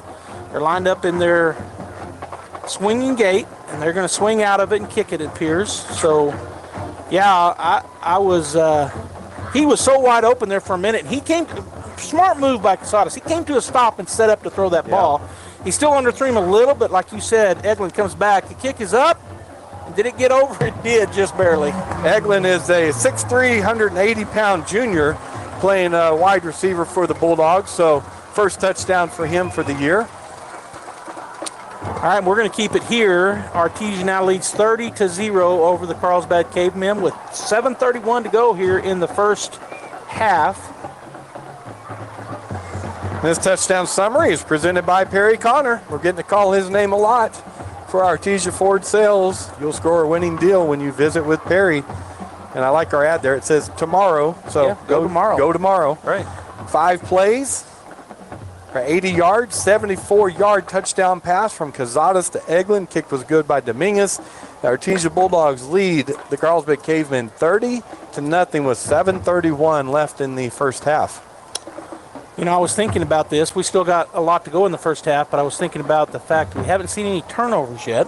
And a lot of times the first 2 or 3 games you kind of see more than you do toward the end of the season. But both teams doing a pretty good job with not having any turnovers. Now, we did have a turnover on downs that we got, and we had to and they got one too, turnover on downs. But since that first series, our offense has been cooking. All right, so we're back on to kick. Kick is away. It's deep to the right side. It's going to come up and catch it at the 10, does Roswell, and he's going to hand it off this time. Backside, that's number 4 running again. He's chased down and tackled inside the 30. Good job by Carlsbad and a good job by the Bulldogs. Yeah, Leos again handed it to him, and he went up that left side. He had lanes last time, but this time, number 56 for the Bulldogs, Marcus Soto, wrapped him up and was able to make the tackle. Yeah, you said it earlier, Robbie, and he was wearing a different number last year, so I didn't recognize him that first time, but he was on all the special teams last year. It seemed like we called his name 1,000 times. We did. They'd be running up, and I watched some film from last year on the special teams. They'd be running up, and all of a sudden somebody would come through and explode on the ball carrier and drive him backwards, and it was Soto, number 77 last year. I know. He's good. All right, Carlsbad in the backfield is their running back and their quarterback, Kason Perez and Aiden. That's a different running back, I think. Anyway, Perez in the shotgun, running back to his left, and there's a false start on Carlsbad. That'll back them up 5. That'll be 1st and 15. You're right. That's number 27 back there, but again, do not have him on the roster. Well, we'll call him 27, I guess. So it'll be 1st and 15 at their own 24-yard line, as they'll huddle up. Ball on the far hash. There's 7 minutes and 22 seconds to go here in the first half. And the other thing I was going to say, Robbie, real quick, the lights, they've got them doing different things each time. So it's pretty cool. Yeah. All right, so he stays in, does number 27. Perez, the quarterback, has number 27 to his right. He brings a man into motion and sets up on the end of the offensive line. Snap is back. He's looking to throw it. He's going to throw it deep, and that's going to be knocked away at the last minute. Is that Campbell? No, that's number 29 for the Bulldogs. That's Tootie McNeil. Boy, the Bulldogs brought the house. They read it, so they threw the seam route, just to go route to number 6 over here on the right side, which is Castaneda. And he timed it perfectly, McNeil did. When the ball was right there hitting Castaneda in the hands, he knocked it out with his hand. You know what? The other thing I'll say about that, not only did he do exactly what you said, but he was on his hip the whole way. Yeah. He wasn't fooled. He was on an island by himself, and he stayed with one of their best receivers in Castaneda, and as you said, right at the last second, he swings the ball away because it was a good pass. Yeah, Castaneda had 622 yards receiving for them last year, so he's a good receiver. Very good. All right, so it'll be second down 15. I forgot the penalty. Trips to the near side, which is the wide side. Bulldogs line up 4 to go, and I heard a whistle, and it's going to be delay a game. That'll back them up 5. That seemed quick, didn't it? It seemed quick. Or I talked a long time, one or the other. Well, we as in me, talked a long time. Well, I did. Both of us. That does back them up 5, so it's going to end up being back at their own 19, and they've got to get to the 29, so it'll be second down still for the Cavemen. They're going to go trips to this side. Bulldogs in man coverage. We may see some blitzing here. Looks like we're going to come. We're bringing the house. They're going to throw the screen out here. What a great job. Oh, and he missed him, but he did a good job of twisting him around. Did number 22 for the Bulldogs, I think. So the Bulldogs are forcing the quick throws by bringing the pressure, the blitz packages, so they dump it off to the hot route. And McNeil came in and hit him, but didn't wrap him up, but he slowed him down. Charlie Campbell came in and finished him off. They do end up picking up 2 yards, so it'll be 3rd down. And I was looking at the, it wasn't 2nd down and 10, it was 2nd down and 20. So it's 3rd down and 18 now. I was looking at the wrong marker. I was looking at the first one, not the second one. Oh, yeah. All right, so Carlsbad with 6:38 and counting here in the first half. Have an inverted slot on the short side of the field, slot and a wide out to the far side. Snap is back. Bulldogs are going to bring pressure again. They're going to throw a screen. It's going to, and it went off. He tried to turn and run with it, did number 6. That was 21, wasn't it? Or was it 6? It was 6. Sorry, okay. Yeah, just it was set up well. They had some open field out there, but he just turned his head upfield, I think, a little soon, didn't catch it and bring it in, so 4th down for the Cavemen. Let me just say for the linebacking core, we covered the defensive line for the Bulldogs. Number 21, Hardin Hardcrow, Grant Johnson, senior, 6'1", 205. Hardcrow, 5'8", 165, senior. Aiden Huffman, senior, 6'1", 180. Good linebacking core for the Bulldogs this year. Yeah, they're going to be fun to watch all year, and they're playing pretty good tonight. They are. I mean, it's first game of the season. A lot of times defense is a little ahead of the offense, and maybe they are, but our offenses look good too. It's 30-0, and we forced another punt, did our defense. 4th down and 18, and now we're going to have another whistle. Delay a game again. They're going to back them up 5. So for the secondary for the Bulldogs, it's young. We had the secondary for the Bulldogs last year were 2-year starters as juniors and seniors. They were very, very seasoned and very good. But this year we've got Adele Vila, junior, 5'9", 165, number 33. Brody McDonald, senior, 5'8", 160. Charlie Campbell, number 41, junior. Go ahead, sorry. Oh, the Bulldogs blocked the punt and catching it. Oh, and it took a good Carlsbad bouncer, would have been a touchdown. But that's a block punt, and the Bulldogs do cover it, which either way it wouldn't have mattered. But it's going to be 1st and 10 at about the 19.5-yard line, Bulldogs. Well, we've seen that pressure, and the punter takes his time when he's doing that. It's Carlasco, number 57, and they were able to get back there that time and get something on it. It didn't block it backwards, but enough to just go about 15 yards in the air and about 5 yards forward. So good block by the Bulldogs. And they're talking about something, or the official Bulldogs offense is already ready to go, but the officials now have broken free. Trips to the near side, 1st and 10, just inside the Carlsbad Cavemen 20-yard line. As Casadas in the backfield by himself. Snap is back. We had a false start, and that's going to bring it back. So our inside slot took off too quick that time. The inside receiver on the trip side. Yeah, you got 5 defensive people in the box, 3 linemen, 2 linebackers. You got 5 linemen for the Bulldogs, so we're just going, man on man and let Casadas run up the middle. That's all that play is right there. But it stops early because we had a false start, so that'll bring it back. 1st down and 15 now at the Cavemen 24-yard line. 6:11 to go here in the first half. Bulldogs 30, Cavemen 0. Trips to the near side, ball near the middle of the field, kind of cut the distance there. Trips, only 1 receiver to the far side as Galindo's to the left of Casadas in the backfield this time. Turn, fake the handoff, going to throw the bubble route. He's got room to run. He's to the 15, and that's probably Parra. Is that who ended up running that? It's Caleb Murray. Caleb Murray, number 20. Boy, showed good speed. It's probably why he thought it was Parra. But, man, when he turned the Jets on up that sideline, it was good. Number 37 for the Cavemen comes around there. Connor Robertson forces him out of bounds. Pickup of 10. It'll be 2nd down and 5. 2nd down and 1, 2, 3, 4, 5 for the Bulldogs. Trips to the far side, which is the wide side. So they've gone trips all 3 plays. Galindo to the right of Casadas in the backfield. 1 receiver down to the left side. Snap is back. Going to run. Nope, he's going to fake it. Oh, and he fumbled the ball, and that may be, let's see if he got it back. I think he did. It looked like Carlsbad had it for a minute, but our running back got back to it. Yeah, they kind of faked looked like speed option, and then Galindo was coming back across his body, didn't get a handle on the ball. Josh just handed me this. Levington 17, Hubs 2. Lovington has a new head coach this year. One of my wife's cousins, Josh. And now I can't think of his last name, but Josh. Say it again. Yeah, Josh Bailey. That's right. All right, we're gonna have a throw to the left side. Carlsbad played it pretty good, but then splitting it and getting inside for the 1st down and down inside the 5-yard line before they finally drag him out. 1st down, Bulldogs. That's Bryce Parra right there. Caught that, and he's usually a running back, or he has been in his younger years. Now they moved him out to a receiver. Just getting the athletes on the field, and as you said, he caught that. He totally made one guy miss, sidestepped him, and then guys kept hitting him, and he kept just dragging him down the field.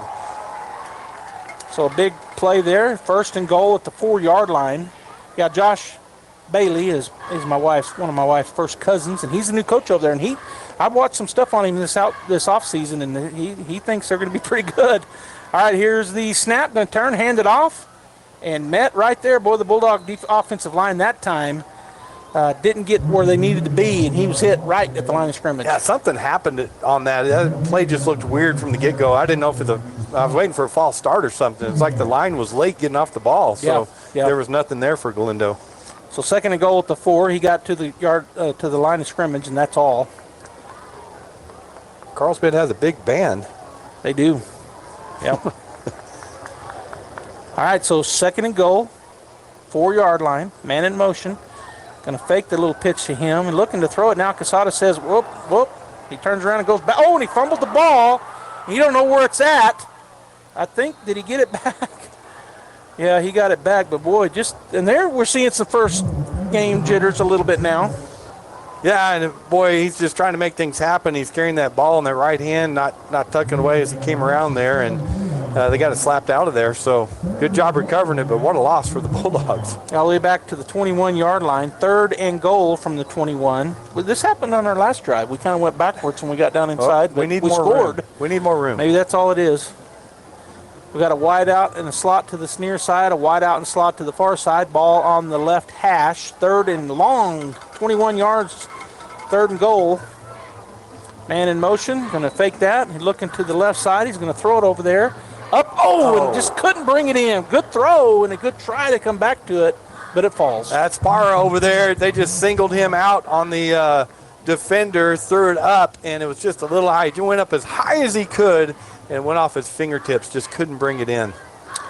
Well, we haven't punted yet, and it doesn't look like we're going to punt now. Coach Maupin is going to call a timeout, and so Bulldogs timeout. We're going to keep it here. 3:50 to go here in the first half. Bulldogs lead 30-0 over the Carlsbad Cavemen. Talking a lot about the offense tonight. They've already scored 30 points. Let's just talk about the offensive line for a minute. You got Edgar Carrillo, number 64, a 6'4", 260-pound senior. You got number 55, Joseph Martinez, 6 foot, 210-pound senior. Micah Aguili at the center position, 6'1", 330 senior. It's number 76, Caleb Martin. He's 6'3", 250-pound senior. And then on the right tackle, you got 2 guys there, Stephen Williams, number 66, junior, 6'4", 190, and Jacob Vandervinder, senior, 6'5", 210. So got some seniors on there, 1 junior on the offensive line and Williams, but boy, they're looking good so far tonight. And they're big. Yeah. 6'4", 6'5", 6'1", 6'3", 6 foot, and 6'4". Well, 260, 330. Yeah, and 250. big. Yes. Woo. All right, man in motion is going to leave it wide open in the backfield. Going to run a little pitch and a little pitch. There he is. He's got a man. He's got a man. He didn't see him. They were waving at Casadas in the backfield. He's going to break away from a guy. He's to the 15, to the 10, to the 5. He's not going to get there. Tackled inside the 5-yard line. It'll be a turnover on downs. Well, he got down to the 2-yard line, and he had a couple of guys open, never was able to see them, which I understand. It's easy up here. Got down there. Number 9 saved that touchdown, Colton McKibben, from him getting in the end zone, so just almost made it in. Only the second drive for the Bulldogs not to score. They failed to score on their first drive, and then here on their last drive so far of the first half. 3:36 to go in the first half. Bulldogs lead 30-0. And it's going to be 1st and 10 at their own 3 for the Carlsbad Cavemen. We may see some risk-taking here and try to get him in the end zone, Robbie. Yeah, and Coach Rodriguez will do it. He is a risk-taker anyway from anywhere on the field, and he'll want to put definite pressure. So usually as an offensive coach, you want to do a run and play just to gain a little more green between you and the end zone. So we'll see what Coach Sanders does here. It looks like that's what he's going to do because he's going to have 3 running backs, a stack of running backs straight behind the quarterback who goes under center. Bulldogs come after him. He turns and hands it off. We just missed him. We had him right at the goal line, but he got by the first man. And that's Rodriguez. He just got in behind those 2 in front of him and was able to pick up a little bit of yards for them. I think Brody McDonald's one that came in and made that tackle. So they did get a little bit of breathing room. They get out to the 6, just inside the 6. Scoring update, Portales 8, Goddard 3. Goddard has a new coach this year. They do. So the defensive coordinator from Roswell, Bolaños, I think is how he moved over to Goddard, crosstown rival. I think he played for Goddard, but then has been coaching with Coach Lynn. All right, so they got a little bit of breathing room with the Bulldogs. Oh, that's a false start. That'll back them up half the distance. So basically what they got on the first play, they're going to lose on the second. Carrasco, the right tackle. He's the one that jumped. As soon as the whistle blew, he turned around to Perez and threw his hands up like, what are you doing? But nobody else moved. Well, the two receivers on this side went with him. Oh, okay. All right, so they may have been watching him, though. Yeah, that's what I mean. They all went. It was in unison on the right side. Okay, so basically it took them right back to the original line of scrimmage, half the distance to the goal. So it'll be 2nd down and 10. And the Bulldogs were bringing the house, Robbie. We're in zero coverage right here. Look at that. They're going to bring in the block. And we're going to have a penalty, and that's what wasn't delay a game. But the, you're going to have to wait on that because I don't know what that would have been. I don't think you can line up directly over the center. And our two linebackers would look like they're lined up in A-gaps, and because it was the official right behind them. Yep. So maybe they were lined up right over the center. It's only I don't know. It's my guess. I didn't see what the whitehead said. I missed it. Oh. But you're probably right. So that gives them 5, puts them out at their own 8-yard line. 2nd down and 5. So they got that green, but the Bulldogs still looking to bring the pressure as they're in zero coverage, are the Bulldogs. Here they come. They're going to throw it over the top. It's going to be bounced around and then dropped by the receiver, which was Castaneda, I think. Yeah, it was Castaneda. And, boy, he's got some good speed. Lined him up on the left that time and took off, and he got behind Tootie McNeil and threw his left hand up there and tried to tip it to himself but couldn't bring it in.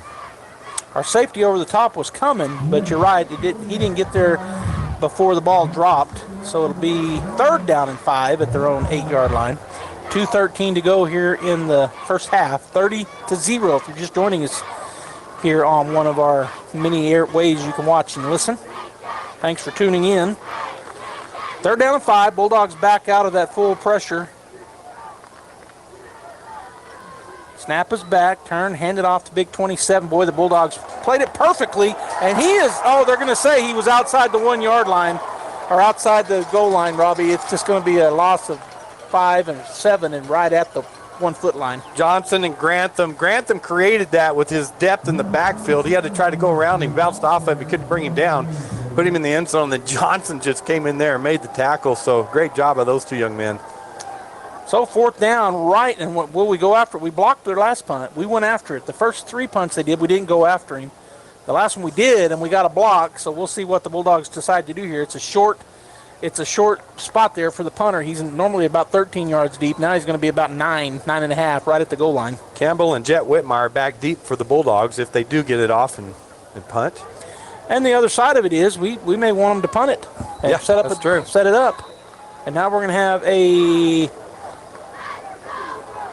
delay a game again. They can back them up about 3 inches. And this is the first game, right? I didn't see any special teams in the scrimmages, and so I thought that would stop the clock, but they're still running. So the penalty, and that's what they were doing. They were trying to run it down. It's still running. I don't know. We're not up by 35. I don't know what's going on. All right, so it'll be 4th down. Now he says stop the clock. He's going to add some time back to it. Yeah. The white hat. So I didn't see any special teams during the scrimmages. So this is the first time trying to get on and off the field, and they had a guy run in late for the punt team, and that's what happens is they're not paying attention over there on the sideline for special teams, and you get to delay a game these first games.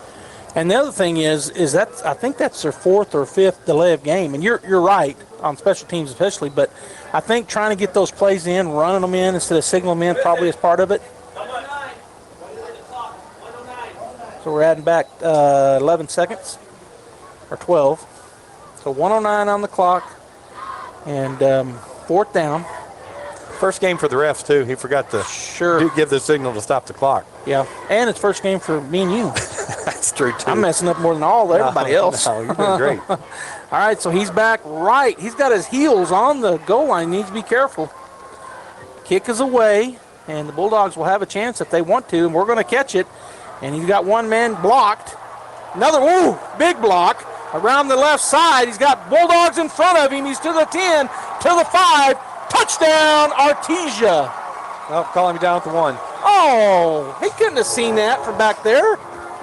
I guess it's not a touchdown, Artesia. Charlie Campbell caught that on the far right sideline, got a block from Jet Whitmire on the guy coming at him, and just came to all the way across the field and down the left sideline. And it's because the punt return was set up on the left side and got all those blocks. So great return by the Artesia Bulldog punt return team. It was a team effort there. Charlie gets the credit, but great job. Yeah, there was a lot of blocking. That second block was a blast. I tried to go back and get the number, and I couldn't find him. I mean, he flat blasted him. And you're right, I didn't get his number either. All right, so the Bulldogs have it at the 1 yard line. We're going to go heavy set. Two running backs. Jet Whitmire. Jet Whitmire, quarterback. Turns, hands it off. We're going to have a false start or something. Yep, false start on the Bulldogs. We had a very clean first quarter for a first game. Yes. In the second quarter, we've seen a lot of flags. It's kind of the first game thing again. Right. Well, that backs us up 5. It'll be first and goal at the 6. Let's see if we stand that heavy. We had Johnson in there on the left side running back. Yeah, and 56 on the right. For the Bulldogs. It is Marco Soto. Oh, we know what he can do. I hadn't seen him run the ball. We've seen him blast the ball. Here's the snow, and it goes through the hands of the quarterback. And it's a false start again, I think, or maybe it was offsides. No, false start again on the Bulldog. Back is up 10. Probably come out of that heavy package now. Coach Maupin, I can see him. He's not happy. Yeah, he's going to put the regular offense back in now. Yep. That was good for the Bulldogs that time to have a false start, because that ball went shot through the hands of the quarterback. And I didn't know the whistle had blown. He went back, Jet Whitmire went back to get it, and then he kind of stopped. And I thought, what is he doing? Yeah. But he heard the whistle. Right. All right, so as you said, the starting offense back on the field in A formation look. We have 39 seconds to get 11 yards and another touchdown here in the first half. Saw us a long look. He's going to turn, hand it off to Galindo. He goes to the left side to the 10, to the 5, inside the 5-yard line, down to about the 3. So good blocking out there. Offensive line number 60, the center, is out there blocking for him, along with some other linemen. And number 37, Connor Robertson, who's all over the field tonight for the Carlsbad Cavemen, makes the tackle. Down to 18 seconds. We get right back on the ball. He's just going to keep it himself. It's Casadas. He's going to be in for the touchdown. Artesia 36, Cavemen 0 with 12 seconds to go here in the first half. Well, that's just tough when you got a quarterback that can do that, because it puts the running back as that extra blocker out there, and he picked up the one guy that could have made the tackle, and Casadas goes in untouched. They're going to line up the swinging gate once again, are the Bulldogs. 36-0, so we'll have a running clock when we come out for the second half. Man in motion, and now they're going to swing back into the PAT. Bulldog faithful on their feet, and we said it early, Robbie, I'm going to say it again. Big crowd here. Carlsbad brought their crowd. Artesia's crowd is huge. Snap is back, kick is up, kick looked good, and it was. So 37-0, 12 seconds. We'll probably just see a squib kick from the Bulldogs, and then Carlsbad may or may not run a play. But, all the penalties and all the kind of miscues here in the second quarter, we've already said it kind of looked like first game jitters, but the Bulldogs came out and just have dominated this game. They have. And I was wrong. I thought it'd be closer than this. I thought we'd struggle a little bit more, and we haven't. So I'm glad we haven't. And you made the call. You said, no, I don't think so. So you were right. I thought we'd struggle more. But this touchdown summary presented by Perry Connor at Artesia Ford Sales. You'll score a winning deal when you visit with Perry tomorrow. That took 2 plays, covered 11 yards. Seemed longer because of the offsides, but 4-yard touchdown run by Casadas. Kick was good by Dominguez. Bulldogs lead 37-0 with 12 seconds left in the first half. All right, so we line up to kick it, put it on the X on the 40, right in the middle of the field. And our kicker is number who? It's Dominguez. Well, they're going to do a little pop fly to the right side. It's going to be fumbled. Bulldogs get it. They're going to have one play here, Robbie, to see if they can score, as that was a little pooch kick over to the right side, and we get the ball. Didn't we get the ball? Yeah. He never has said, he's never pointed for us. Well, that was number 13. I was wrong for the Bulldogs. Gail Reese, who did the kicking duties that time, and a great kick by him. I never saw him point for his first down, but I knew we had it because I saw our guy get up with it. Yeah, no, they're turning it around. Our defense is going on the field. Yeah. So, well, okay.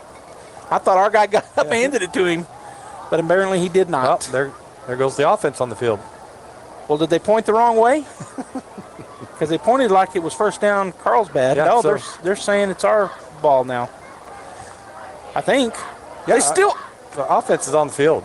Now the offense is coming off the field. I'm telling you, there's some confusion down there. First game for the officials, too. Yep, it is. Well, He just now signaled. Yeah, yeah. Well, not a turnover. I thought we were going to finally get to say turnover or fumble, but we didn't get to. It'd be funny if he turned it around now and the offense went back on the field. Yeah. Yeah. No, it wouldn't. That was stupid. No, it wouldn't. Well, the ref that ran in, he never signaled. Right. And I thought our guy got up and handed him the ball, so I thought it was ours, but I was wrong. All right, looks like they're just going to take a knee, Robbie. They got a running back on either side of the quarterback and running back behind him. So Case and Perez, well, they started. How did we start the clock? I don't know. I'm confused, but we're going to go ahead and get the halftime show going, Robbie. When we come back, we'll have a few stats for you. Bulldogs 37, Cavemen 0. Halftime here on KSVP Radio, KSVPTV.com. We'll be back. I can't believe I just scratched that car. Find my insurance card. Dude, what do you have in this glove box? Ew, are these socks dirty? Oh, forget about the socks. I need my insurance card. Just pull it up on the State Farm mobile app. But I can do that? Oh, hey, I can do that. Yep, it's called service. I can file a claim on here, too? Yeah, it's called service. Whoa, I can call my agent, too? It's called service. In Artesia, contact Sandy Stockton at 575-748-1111. Kane Electrical Supply is your #1 distributor when it comes to the top-of-the-line inventory. Kane Electric carries name brands such as Appleton, Burndy, Fluke, Cooper Lighting, Hoffman, Phillips Lighting, iDeck, Klein Tools, and Square D. Kane Electric has your professionals and will assist you with any information you may have on electrical supplies. Kane Electric delivers on location, too. Come by Kane Electric today in Artesia at 1911 North Roselawn.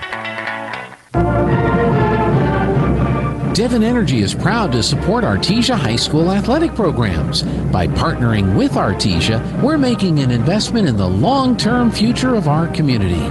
Sports teach discipline, teamwork, and leadership, skills our youth will use to succeed for a lifetime. From our team to yours, Devon Energy wishes you good luck this season, both on the field and in the classroom. Go Bulldogs from Devon Energy. Hey Artesia, Cambria here from your local KFC and Taco Bell. If you're anything like me, sometimes grabbing breakfast is the way to go. But in our small town, it's the same thing again and again and again. But not anymore. We are now serving our affordable and amazing Taco Bell breakfast. We will now open at 7 a.m. with our full Taco Bell menu, including breakfast until 11 a.m. It's never too early for tacos. Yes! Our KFC menu will be available at 10 a.m. We are so excited for this new menu, and we hope you are too. As always, it's great to be a Bulldog, and we hope to see you soon at your local KFC Taco Bell. Hey Artesia Bulldog fans, are you ready to unleash the spirit of victory this season? Tate Branch Auto Group is proud to stand alongside the Bulldogs as they charge onto the field, court, and track. Just like our commitment to delivering top-notch vehicles and service, your dedication and passion for the Bulldogs inspire us every day. Visit Tate Branch Auto Group today, either in person or online, because when it comes to supporting the Bulldogs, we're all in. Tate Branch Auto Group, revving up the Bulldog pride. Go Bulldogs! Welcome back to our Tate Branch Fan of the Week segment, and we're starting out this first week Artesia versus Carlsbad Fan of the Week segment with a former Artesian. This first week Artesia versus Carlsbad with a former Artesian, Mr. Monty Grubbs. Monty, thanks so much for agreeing to do this. Well, hi, Gene. Thanks for having me. This is a real treat. Yeah, well, we've got Artesia Carlsbad going on tonight, the Battle of Eddy County, and there's a lot of people in the stadium. But let's talk a little bit about you and your history with Artesia. Were you born and raised in Artesia? Gene, that's a little bit of a sore subject. Unfortunately, I had to be born at the Roswell Hospital. I was the only one in my family that wasn't born in Artesia, and I still hold just a bit of a grudge, but I didn't have much of a say in it. So I was born and raised there. We, in the middle of it, about the time I turned 12, we moved to Sonora, Texas for a few years. And then about the time I turned 14 or 15, we moved back to Artesia. So you finished out your schooling in Artesia. What type of activities did you participate in, athletics or extracurricular? What did you take part in when you were at Artesia?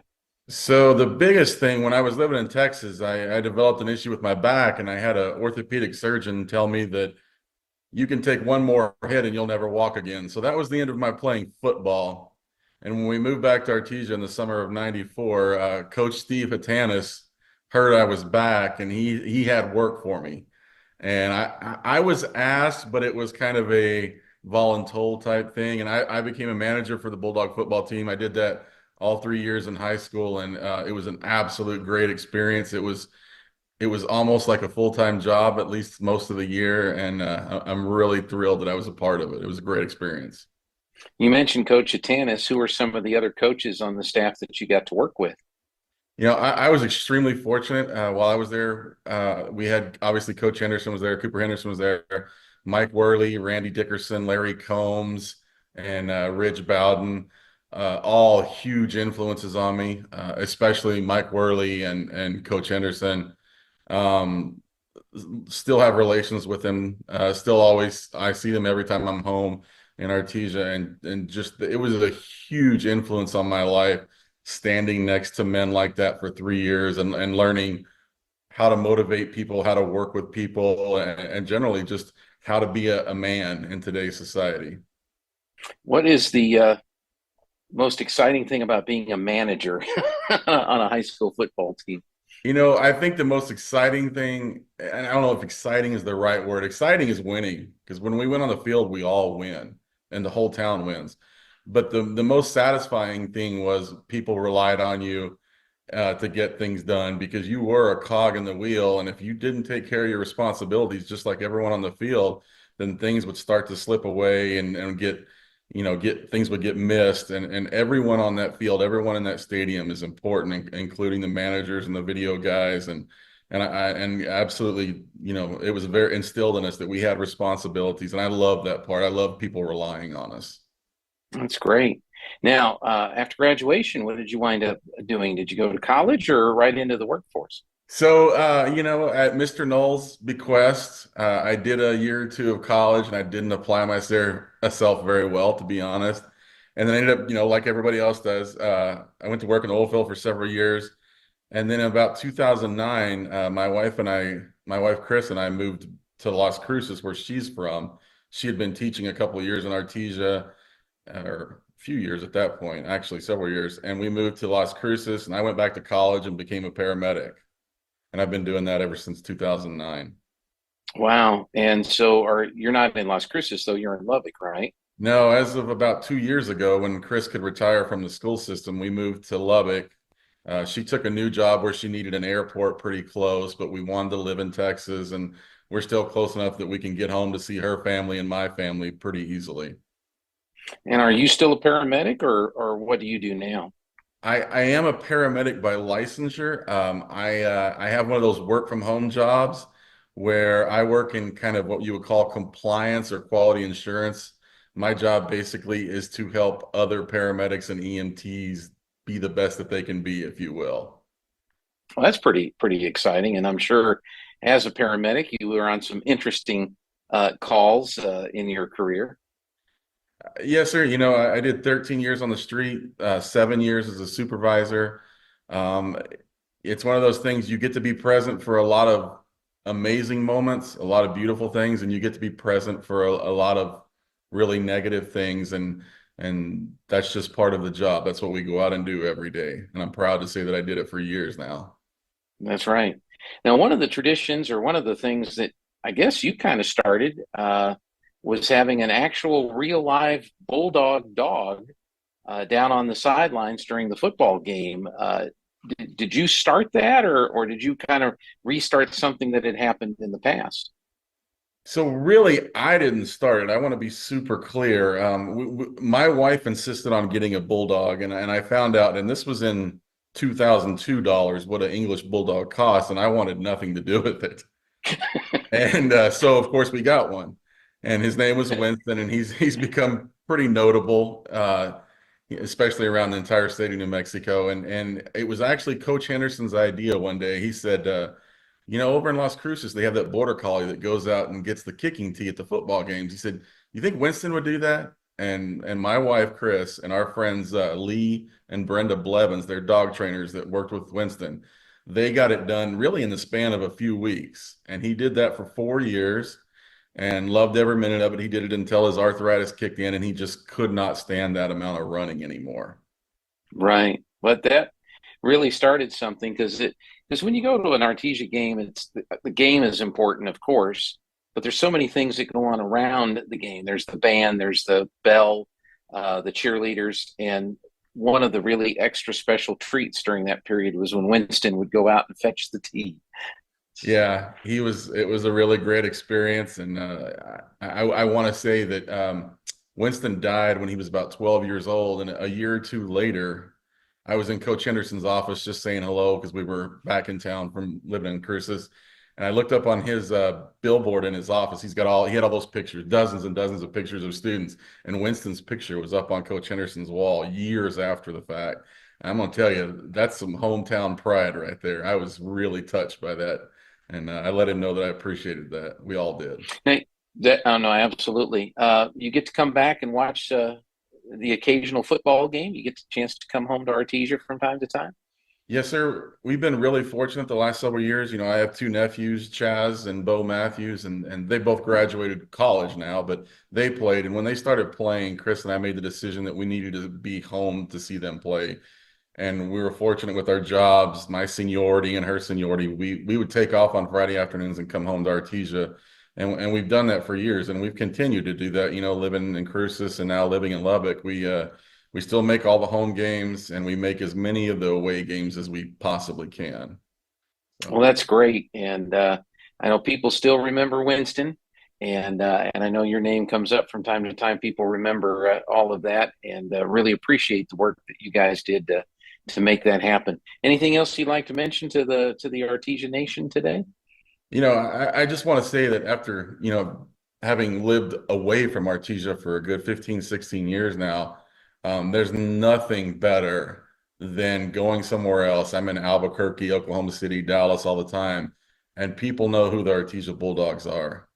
And people know that we have a tradition, and it's not just a football team. It's the whole town. It's the school system. It's the fans. It's every sports team, every activity. It's not just about one group of individuals. It's about the whole community. And it really sticks with me, you know, that I'm sitting around people in the same tickets that my mother has bought since I was a kid. You know, we're really fortunate. We sit next to Sarah Polk now, who my wife taught in high school, and we have a very close relationship with.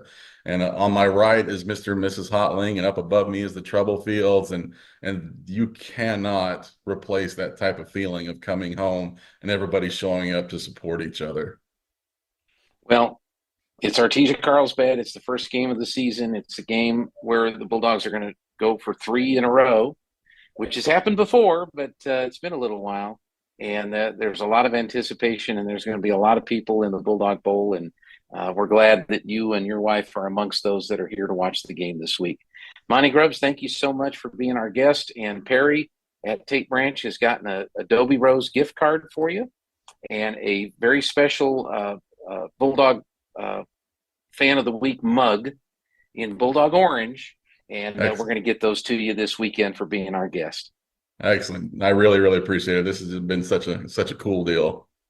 All right. Folks, if you know somebody that you'd like to nominate, get a hold of Perry at Tate Branch. Monty Grubbs, thank you for joining us, and stick around. We've got more on the halftime show coming up. We're student pastors here at Faith Baptist.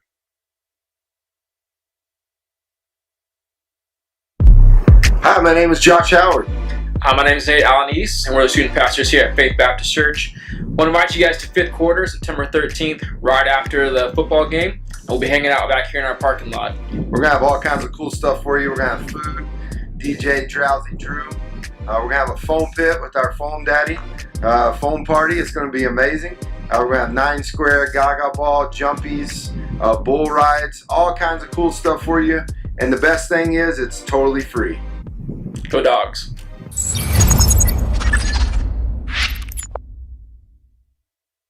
You need it, they can do it. When you need an incredible job, think incredible. On Main Street, across from the Derek Floor statue in downtown Artesia. For all your printing needs, think ink. If you're missing a tooth or several teeth, a dental implant may be the ultimate solution. Implants look and feel so much like real teeth that you probably forget you have an implant. Maupin and Brown Dentistry is one of New Mexico's most experienced implant providers, with literally thousands of implant patients who are absolutely delighted with the results. Call Maupin and Brown today for an evaluation. You'll be surprised how affordable implants can be. Maupin and Brown, your choice for experienced, state-of-the-art dentistry. Mac Energy Company is working to develop today's energy with tomorrow's technology. Technological advances in recent years have presented new possibilities for exploration. We strive to utilize these advances and stay abreast of innovative technology to ensure that our company is a forerunner in the quest for energy for many years to come. But more importantly, Mac Energy Corporation is committed to being an advocate of the communities around us. We invest in community initiatives that focus on youth, education, and innovative projects that address local issues. To learn more about Mac Energy, our affiliates, and our commitment to our youth and communities, visit us at mec.com. So the weeds are taking over your property? Ask yourself, what would Jim Gill do? This is Ben from Roswell Seed. If Jim was here, the first thing he'd do is figure out what kind of weeds you're dealing with. He'd recommend the best thing to get rid of them and show you how to use it. Then he'd probably tell you a long story about the biggest weed he ever saw. Big or small, when problems come along, head for Roswell Seed Company and ask them, what would Jim Gill do? With a deep heritage in oil and gas, Abo Empire is focused on safe and effective energy development in New Mexico. We will continue to make strategic investments in this industry to promote the economic and environmental well-being of our company, our partners, and our communities. We are continuing the Yates tradition. From John Yates Jr., Cynthia Yates Price, and their families, we are your partners in the community and proud supporters of Artesia Bulldog and Lady Bulldog sports. Welcome back here to KSVP Radio, AM 990, FM 93.7, KSVPTV.com, and KSVP on Facebook and YouTube. Thanks for joining us here in the first game of the 2024 season live from Bulldog Bowl. Joby Hodling here, of course, my partner Robbie Blue, and also our statistician Josh Howard. And Josh, pretty big offensive output for the Bulldogs here in the first half. I'll let you take it away. Yeah, first off for Carlsbad Cavemen, their first half stats. 1 first down, 9 rushes for 5 yards, 5 receptions for 30 yards, 30 passing yards, 5 completions on 11 attempts, no touchdowns, no interceptions, no fumbles. They had 6 penalties for 13 yards. They had third down conversion, 0 for 6. Fourth down, they were 0 for 1. And then they missed their field goal. For the Artesia Bulldogs, 10 first downs, 18 rushes for 87 yards, 11 receptions for 268 yards, 268 passing yards, 11 for 18, 3 touchdowns, 9 penalties for 60 yards. We were 3 for 8 on third down conversions and 2 for 4 on fourth down conversions. The leaders for the half, for the Carlsbad Cavemen, their rushing leader is Aiden Rodriguez, 5 rushes for 11 yards, and Ty Young, 1 for 8. Their passing leader, Kason Perez, he is 5 for 11 for 30 yards. Receiving, leading the way for the Cavemen is Eloy Lopez, 3 for 15, and Aiden Rodriguez, 1 for 8. And then for the Bulldogs, rushing, Frankie Galindo, 9 rushes for 48 yards and a touchdown. And then you had Isaac Cazares, 7 rushes for 29 yards and a touchdown, and Ethan Kahn, 1 for 7. Passing, Cazares was 11 for 17 for 268 yards and 3 touchdowns. Receiving for the Bulldogs, Ethan Kahn, 4 receptions for 123 yards and a touchdown. Trent Eglin, 1 reception for 74 and a touchdown. Bryce Pata, 2 for 38. Caleb Murray, 2 for 16. Diego Lopez had 1 reception for 12 yards and a touchdown. And then Porter Hardman, 1 for 5. Defensively, for the Bulldogs, they've had a great game defensively as well. Caden Grantham with the sack and 3 solos. Grant Johnson, 3 solos. Charlie Campbell, 3 solo tackles. Del Villa, 2 solo tackles. Aiden Huffman, 3. And Marco Soto with 1 for the Bulldogs. So pretty good half for the Artesia. Great half for the Artesia Bulldogs. We had those penalties and we had some kind of stuttering there in the second quarter, but for first game, even though Robbie and I talked about it, you usually have a lot of first game jitters. There were some tonight for both teams so far, but not as many for the Bulldogs as maybe you might expect, especially when, and of course, Robbie, we talked about this a little bit. Last year we were pretty senior loaded. It felt like we had sophomores playing, we had juniors playing, but had a lot of seniors. Of course, our starting quarterback was a senior. This year we're coming in, we have 40 seniors on the team, and I was talking to somebody this summer, Robbie, and I said, we don't, people talk about when they go through, they get this great class come through and they have a chance, they might win a state title or they might get to play in it. The Bulldog, and then they lose, then the next 2 or 3 years are kind of down because they had that big senior class. Artesia just reloads. Yeah, we talk about that all the time, and we're Artesia Bulldogs through and through. Both of you and I grew up here. We played on Bulldog teams. We played on state championship teams. We're back now calling game after game, and I just sit back and think about the rest of the state at times, and I think it has to be frustrating. They think, okay, this is the year they won't have a quarterback. This is the year they can't run their offense. This is the year, and we just reload. And you and I talk about it. This junior class, the senior class is loaded. The junior class is loaded. The sophomore class is loaded. The junior high is loaded. I mean, it's a culture. I took my grandson to the skills and drills camp that the Bulldogs put on here on last Friday night, and the whole varsity football team is out there. They got stations all over the field, and you got 100 little kids out here doing what the Bulldogs do, and the Bulldogs cheering them on, and it's just a culture. Yeah, they grow up loving the Artesia Bulldogs and wanting to wear that orange helmet, and getting to come and do that on a Friday night at Bulldog Bowl. The weekend, I thought about it. I was like, man, we're doing that right when the season's about to start. And what a great deal. It is. And, the other thing I always think about is, most kids grow up wanting to be a professional football player. When they're out in the yard, they pick somebody like that. But when you grow up in Artesia, you want to be an Artesia Bulldog. You pick a high school player, and that's who you are when you're out in the yard playing, when you're playing a pickup game, or whatever it is. You're a high school player here in Artesia. Yeah, it really is that way. And every game we talk about it, how full the stands are. And then the other thing, sometimes we don't talk about it on air, but I'm going to give it a little bit of airtime here. The kids love to go down and line the field when the Bulldogs come out to do the dog pile. And we were talking tonight specifically before we got on air.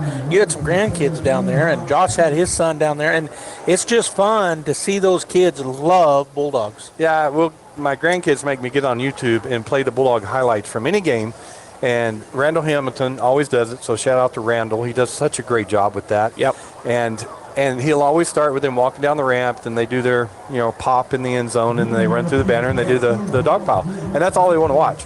They'll watch the highlights, but they want to watch the dog pile over and over and over. And then to get to go down there as a kid, it's a highlight of their week. And I'll tell you, Bulldog fans out there that may not know this, but Robbie has a lot of boys, and they love to do the dog pile in his house. They'll come down the hall. They make us do the Danny Parker, and here comes the Bulldogs. And they come running in, and they dog pile, and somebody gets hurt, and they cry, and they line up and do it again. And it's just fun. Oh, that is life growing up in Artesia. That's right. That's awesome. All right, both teams are back on the field, and it'll be Artesia kicking off. We won the toss in the first half. We did receive, and so we're kicking off here in the second half. Carlsbad's going to be defending this north goal, the Bulldogs the south goal. And kickoff team and the kickoff return teams out on the field now for both squads. It's 37-0 Artesia, if you didn't know that. If you just tuned in from somewhere, and we've got fans watching all over the United States, really all over the world. We were talking about growing up to be a Bulldog. Well, once you're a Bulldog, you're a Bulldog. And so there's people all over the place that bleed orange, and they tune in, and if they can't be here, they like to tune in and watch them. Scoring update real quick. Goddard 9, Portales 8 in the third quarter. So a tough game, tight game there as we kick it off deep down the left side, and that's going to go over the head and into the end zone for a touchback.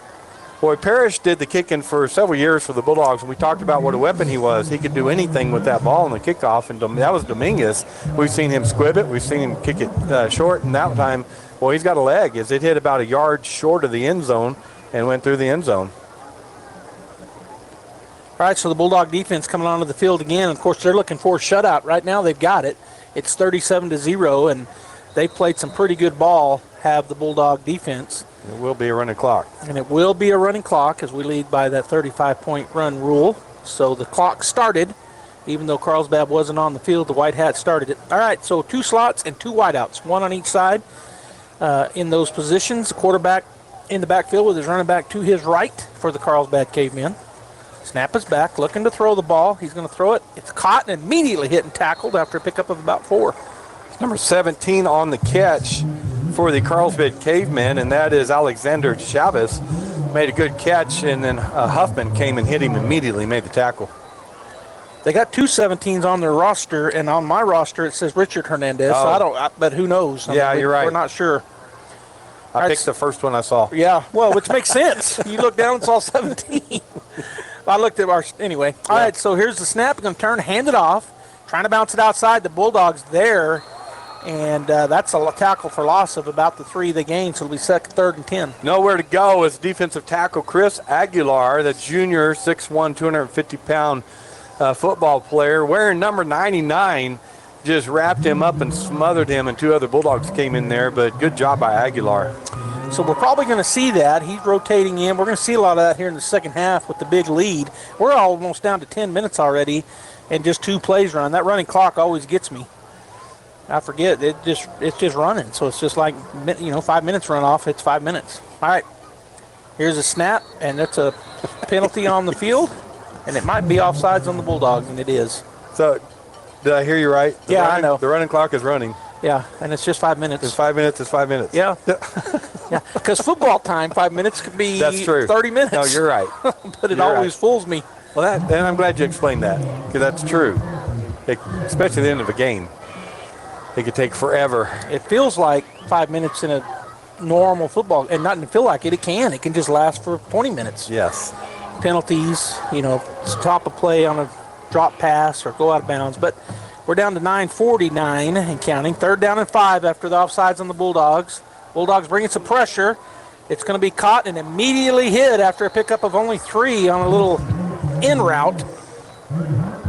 Hayden Harcrow, number 21, outside linebacker, he played that perfectly. They tried to set up the screen coming across the field, and he kept his head on the swivel, saw the receiver coming across there. He caught the ball. He hit him immediately, made a great open field tackle. So great job by Harcrow, the senior outside linebacker.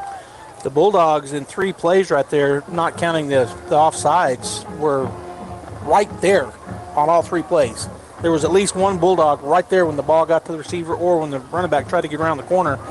So you're seeing them light it up right now. Punting unit on for the Cavemen. 2 men back for Artesia. Snap is back. Bulldogs come after it. Good punt. He's going to call a fair catch at about the 43-yard line. Well, I'm watching number 23 for the Bulldogs, and that is Miguel Soto.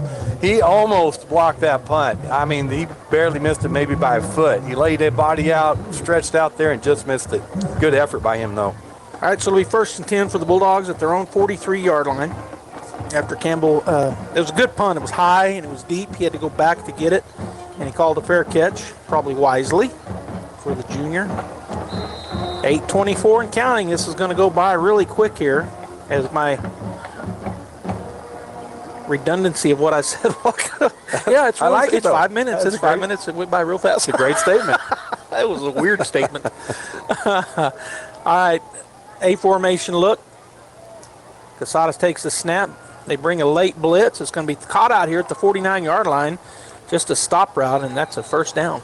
That's number 19 for the Bulldogs as Casadas hit Jaden Waldrop out here. Just like you said, stop route, great pickup, just a staple for the Artesia offense. That's a running play for 9 yards, basically. I thought he got it. They're not even going to measure it. He's right on the 2nd down and none to go. As the Bulldogs stay in their base offense, Galindo to the left of Casadas, turns, throws a slant. That's going to be caught. Good throw and a good catch. 1st down pickup of about 7. Boy, not an easy throw, and that's why you said that. That's a wide receiver on the far side, right side of the field, running a slant route in, and that's number 12, Porter Hardiman, and Casadas put that on a rope, right? Perfect where he needed to be. Hit him right between the numbers on that slant, and it was a rope. He threw it hard. He whipped it out there. First down and 10 at the 40-yard line of the Cavemen. Bulldogs stay in their base offense. Galindo to the left. I think it's still Galindo in there. It is. To the left of Casadas in the backfield. Snap is back. Still going to look to throw. He's going to throw another slant route the other side to the 30, 25. Cuts, and he's going to be hit at the 25-yard line and taken down. Good play by the Bulldogs. That's Jet Fuentes, who made a great cut. Great throw by Casadas. It's a good tackle by the Carlsbad Caveman, number 43, Rev Valenzuela. But it wasn't Galindo's number 27 back there for the Bulldogs, and that's Bryce Parra. I thought his body looked different, so I couldn't see his number. But Parra in right now, and I think he's still... No, it's still Parra. All right, so we've thrown it every time on this series. Snap back. He's going to throw it again. Looks on the out route, and it goes in and out of the hands. Kind of a low throw there. Yeah, trying to get it to Jet Whitmire. Inside slot on the left side, and just ran a stop out route if you want to, headed out, but it's low, like you said. So first bad throw on this series by Casadas. Second down and 10 at the 25-yard line of Carlsbad. Ball on the far hash as we go under 6 minutes here in the third quarter. Parra on the right side of Casadas. Is that still Casadas in there? Yeah. Oh, this ball was snapped to him. He wasn't expecting it, or maybe he was. Touchdown, Artesia. Oh, yeah, he held it, and he held it in. Touchdown, Artesia. Boy, that was a weird-looking play because the snap came. He wasn't ready for it. He kind of looked at the official to see if something was wrong. It wasn't, and that was Kahn.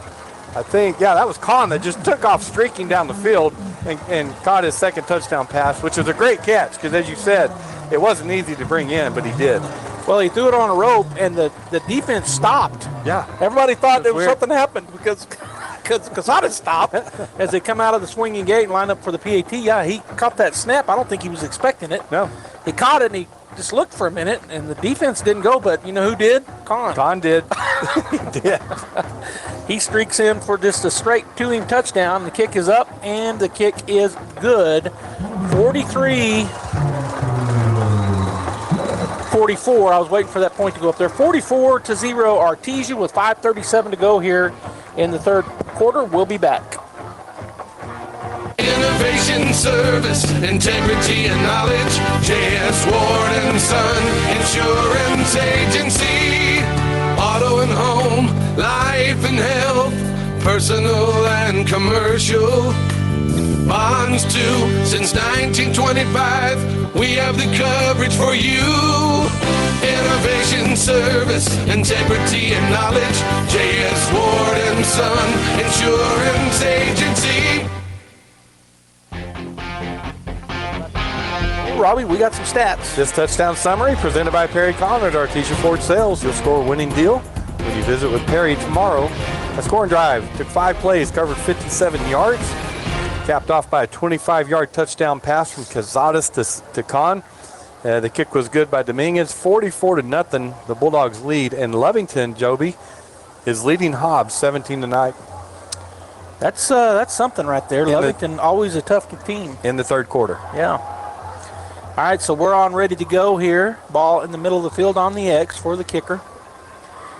And the kick is going to be a line drive to the right side, be caught at the 6-yard line. They're going to run a little trickery. They do hand it off to number 4. Bulldog stayed home, but he runs through the first tackle, and then he's out of bounds at about the 21, maybe 22-yard line.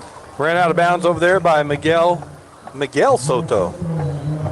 So I guess I'm guessing he's Marco's brother, but if not, they're related probably. So he ran him out of bounds over there.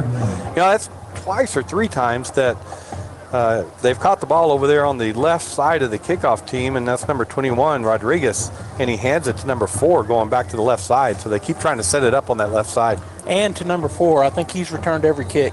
Yes. Yeah. If he catches it, he fakes the handoff, and if he doesn't catch it, he's been getting the handoff. So taking a long time over there on the sidelines is the Carlsbad offense. They're down to 16 on the play clock as they break the huddle. 4:47 and counting in the third quarter as they come out. And number 27 is the running back next to Cason Perez, the quarterback. 1 second, and they got it off. He's looking to throw. Throws it over there, and he steps out of bounds. It looked like, it confused me because our corner over there just swung and missed. He dove, looked like he was going to hit him, and he went right by him. As Castaneda made that catch over there on the left side, and number 33 for the Bulldogs, Adele Villa, is the one that went flying by there. So Villa probably thought maybe he was out of bounds. Yeah. He didn't want to get late. That was a good move by him. All right, 2nd down and 7 after the pickup of 3 to Castaneda. Cason Perez takes a snap, looking to throw it again. He's going to throw it over there. The same exact play. Picks up about 4 this time to Castaneda. So we do have some different players in there on defense for the Bulldogs. A couple of starters are out there, but a different defensive line, some different linebackers, and different secondary too. I mean, I see a couple of starters in the secondary, but most of them are different than the starters. Number 96 just checked in, Giovanni Rodriguez. He's going to be a corner over here wearing number 96. I'm telling you, Coach Maupin said we used every number, and I think he did. Yes. I haven't seen 99 yet, but I bet it's down there. Of course, you can wear any number on defense and play anywhere. Sure. Can't do that on offense. All right, trips to the near side. We're down to 4 minutes, down to 3:20 now. Perez waiting for the clock to run down, takes the snap, looking to throw it. He throws it over the middle, immediately hit when he caught it, but it will be a first down. It's number 5 on the catch, which is Lopez for the Carlsbad Cavemen, and I looked at it, it's 54. Oh, okay. 54 for the Bulldogs that made that tackle, and that is Dalen Pacheco. Yeah, Pacheco that came in there wearing Wesson's number from last year. All right, so they do get the first down, 2:52 and counting. Bulldogs lead 44-0. Carlsbad with their first series here of the second half. And they've had the ball the entire second half so far. With this running clock, hands it off to 27. Boy, giving chase and chasing him down and getting help was the middle linebacker for the Bulldogs. Pick up a maybe 1. Yeah, Pacheco came around and showed his speed there as he caught him from behind. Vila also came up, made a hit, and number 56, the linebacker, came and helped on that tackle, and that's Marco Soto. 2nd down and 9 from their own 35-yard line. They're going to have the ball unless a turnover or something. Looks like they're going to have the ball for the entire third quarter because it's just running. The clock's running on us. So the offense for the Bulldogs have yet to be on the field, and they have picked up 1 first down. It's now 2nd and 9. Man in motion coming this way, going to hand it off to him. Bulldogs play it pretty good, but he gets around the corner, but then tackled after a pickup of maybe another 1. Maybe didn't even get 1. Good job by Javen Arredondo to break off his would-be blocker and come make a tackle. We did have the ball one time. Con scored on that. Oh, that's right. That play. So that's right. We had it for about a minute and a half. That's right. I forgot. Portales 16, Goddard 9. Battle there with Portales. Portales was a runner-up in 4A last year. Lovington ended up beating them, and so Lovington Portales pretty good. Of course, Lovington now moves up into our division in our back in 5A with us in our district. 3rd down and 8. And there's an offsides on the Bulldogs. Got them drawn offside that time. Jesus Estrada in there at tackle, and he jumped, and the left end jumped, and the linebacker jumped because he was coming on a blitz. So it wasn't just him. It was also Salamanco that jumped for the Bulldogs. So that's all right. I don't know why I blanked out 2 full series. I'm sitting here thinking about it. They got the ball. We got it back. We scored. I forgot about that. All right, here's the 3rd down and now 4 for the Cavemen at their own 41. Bulldogs bring a blitz. They throw it out 27. He's wide open to the 50, to the 45. Lowers his shoulder. He's tackled, but he does roll through Bulldog. And that'll be 1st and 10. Good play by the Cavemen. Just hit him out in the flat. He turned up. Wide receiver got a block. And it took Gabino Barrera to come up and make the tackle, or he would have went for a touchdown. Yeah, as I look out across there, it looks like we've got maybe all subs in now on defense. Yeah. So a lot of good playing time. Vila's still on the right Vila's over corner. there? Vila's Okay. on the right corner. All right. And Soto's at safety, 23. They had McDonald and him starting. So. Oh, that's right. All right, trips to the far side as we're down to 15 seconds in the 3rd quarter and counting, down to 8 on the play clock. And the receiver over there saying, throw it to me. They're going to hand it off to 27. Bulldogs play it pretty good, but he gets around the corner. I thought we were going to get him, but he showed some speed there. Yeah, 3 Bulldogs had a chance, and their angles weren't the best, and his speed got him around that corner before Marco Soto knocked him out of bounds, but good pickup for the Cavemen. All right, that ends the 3rd quarter. We'll go ahead and take a break. Bulldogs lead 44-0. We'll be back. It's the Big Savings Meat Sale at Fens Country Market in Artesia. Boneless whole pork loin, $1.99 a pound. Pork spare ribs, 2-piece package, previously frozen, $2.49 a pound. Choice boneless beef chuck steak, family pack, $4.49 a pound. And chicken drumsticks, sold in 10-pound bag, 69 cents a pound at Fens Country Market in Artesia. And right now, Coca-Cola select flavors, 20-pack cans, $10.99 each at Fens Country Market in Artesia. With a deep heritage in oil and gas, Abo Empire is focused on safe and effective energy development in New Mexico. We will continue to make strategic investments in this industry to promote the economic and environmental well-being of our company, our partners, and our communities. We are continuing the Yates tradition. From John Yates Jr., Cynthia Yates Price, and their families, we are your partners in the community and proud supporters of Artesia Bulldog and Lady Bulldog sports. Welcome back here to Bulldog Bowl. It's 2nd down and 6 for the Cavemen if they flopped ends here. And the clock will run down and stop at 12 minutes, and then the Whitehead will say go. Carlsbad Perez in the backfield. He's got Rodriguez to his right. Ball in the near hash going from the north or south to the north. Here's the snap. And actually that's Perez still at quarterback. He rolls out, makes a play to number 5, and he is tackled pushed out of bounds. That'll be a first down pickup of about 9. Good looking play by the Caveman as Eloy Lopez just goes over there and runs an out route. Good pickup for them. Good throw by Perez. Clock continues to run, 11:33 and counting. We're in the 4th quarter. If you're just joining us, the Bulldogs have pretty much had their way tonight. 44-0 over our county rival, Carlsbad Cavemen. Trips to the short side of the field for Perez. Ball on the far hash. Snap is back. He's going to turn and throw it over there. It's a screen. Bulldogs played it pretty good initially, but then number 12 gets by him and picks up a good chunk. Ty Young over there just turns and faces the quarterback. He hits him really quick, and he's athletic as he was chased down by number 97 for the Bulldogs. That's Estrada. Andres Estrada. So 2nd down and 2 for the Cavemen at the Bulldogs' 19-yard line as they stand that trips to the short side of the field. He moves his running back, Rodriguez, to his left. Actually, that's not Rodriguez. That's number 10 for the Cavemen. That's Stephen Lottis. Snap is back, going to run the identical play. And he breaks the tackle. He's going to get in for the touchdown for the Carlsbad Cavemen. Good looking play. And, they just went back to it. They picked up good yardage on it, went back to it. He broke the tackle. Athletic play by Ty Young and goes in for the first score for the Carlsbad Cavemen. Got an update here, 11-17, Hobbs 15. So back and forth over there in the Battle of Lee County. Of course, you got the Battle of Eddy County here, and Battle of Lee over there. Is it in Lovington? I don't know. I'm not sure. I think it might be. All right, so the Cavemen on for the PAT. Holder looking for the snap. It is back. Good snap, good hold, and I don't know if he made that one. He did. It just snuck in on the left side. So 44-7 is now the score with 10:34 to go. We'll go ahead and take a break. Artesia with the lead here at Bulldog Bowl. The need to grow past our basic capabilities and experience the impossible will forever keep aviation technology evolving. Within the Aviation Maintenance Technology program at ENMU Roswell, students thrive knowing that the faculty and community are supporting their success. ENMU Roswell is dedicated to empowering students through hands-on skills training in a nurturing environment. To learn more, contact us today. The Artesia Police Department wants to remind you to lock up your vehicles, take your keys with you, and never leave valuables in your vehicle. If you're looking for a rewarding career in law enforcement, the Artesia Police Department is looking for you.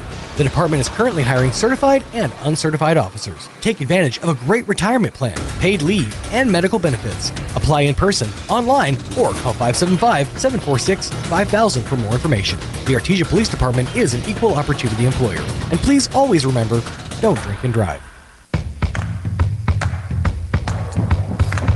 All right, welcome back here to Bulldog Bowl. Carlsbad got the score. And that scoring drive for the Carlsbad Cavemen took 10 plays, covered 79 yards. 19-yard touchdown pass from Perez to Young. Kick was good by number 3, Ananins. And so the score, 44 Bulldogs, 7 for the Cavemen. All right, so they're on the field to do the kicking honors are the Carlsbad Cavemen. as number 3 is doing the kicking. He'll back up to the 30, get a little 10-yard trot at it.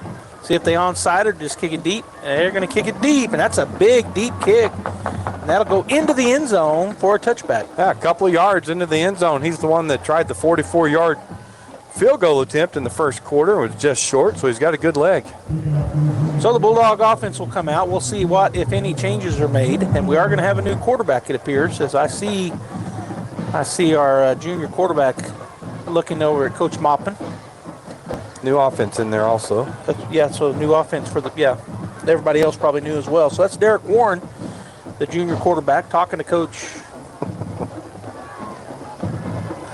Is that Coach Maupin talking to him? It was. Okay. I'm just laughing because we watched Clay Kincaid play basketball, and he's very tall. I think he's, 6'6", 6'7", and he's standing a head taller than everybody else on the offensive line right now. Yeah. He's playing left tackle. Yeah, he's a tall kid. All right, so we're going to have in the backfield Warren as quarterback, Parra to his right. He's going to hand it to Parra. He gets around the first Carlsbad Caveman, unable to the second, though, as he gets walloped for a loss. Boy, number 9 came up, Colton McKibben, and just laid the hit. Didn't even try to wrap him up, just lowered the shoulder, and a good hit on Parra. All right, so the Bulldogs huddle back up, down under 10 minutes now to go in the ball game as Warren gets his play and giving it to the offense. They're going to go back to the A formation look. Parra to the right of Warren.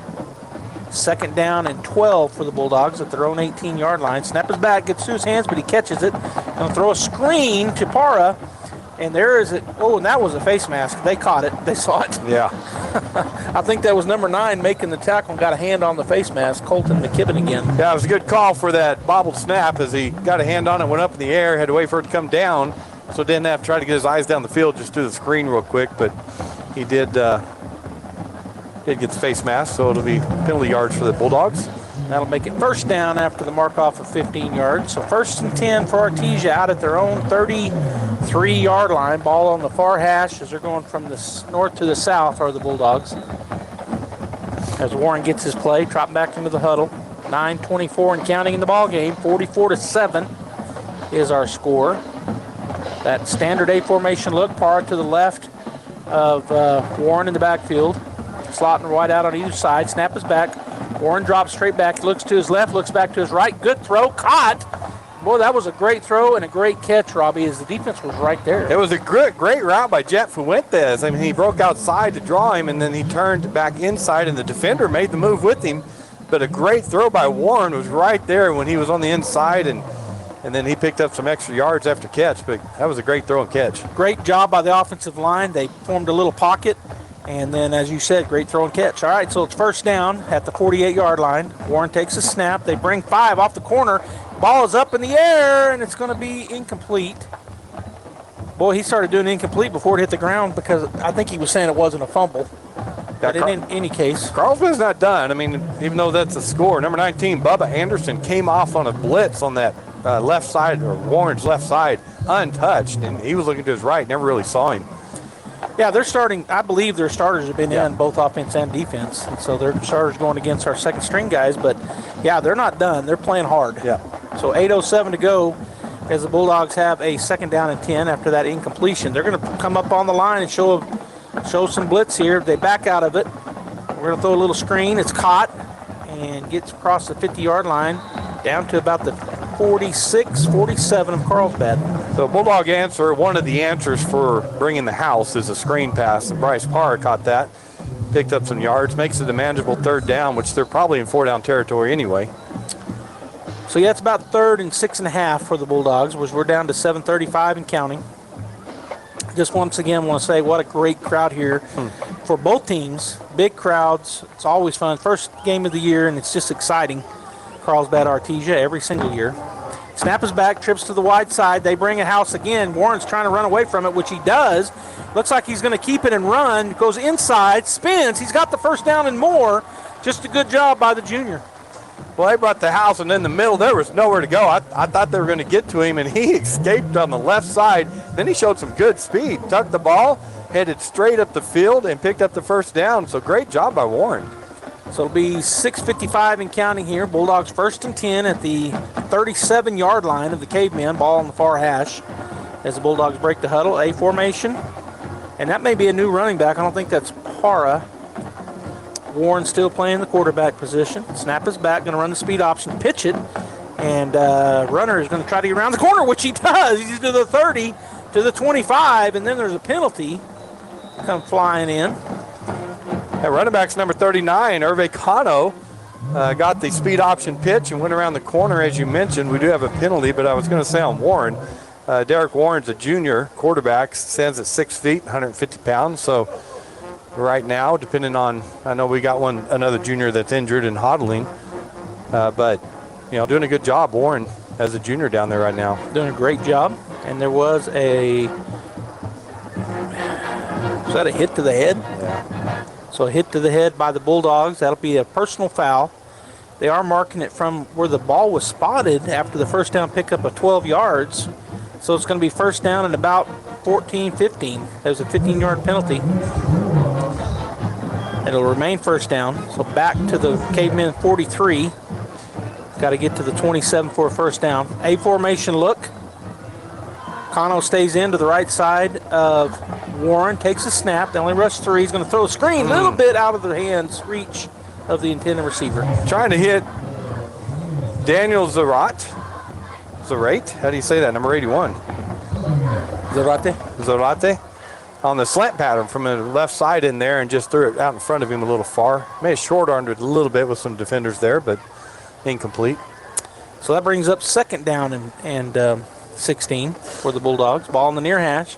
Clock, of course, not stopping for any of these things we've had, drop passes and penalties and whatnot. So we're down under 6 minutes to go.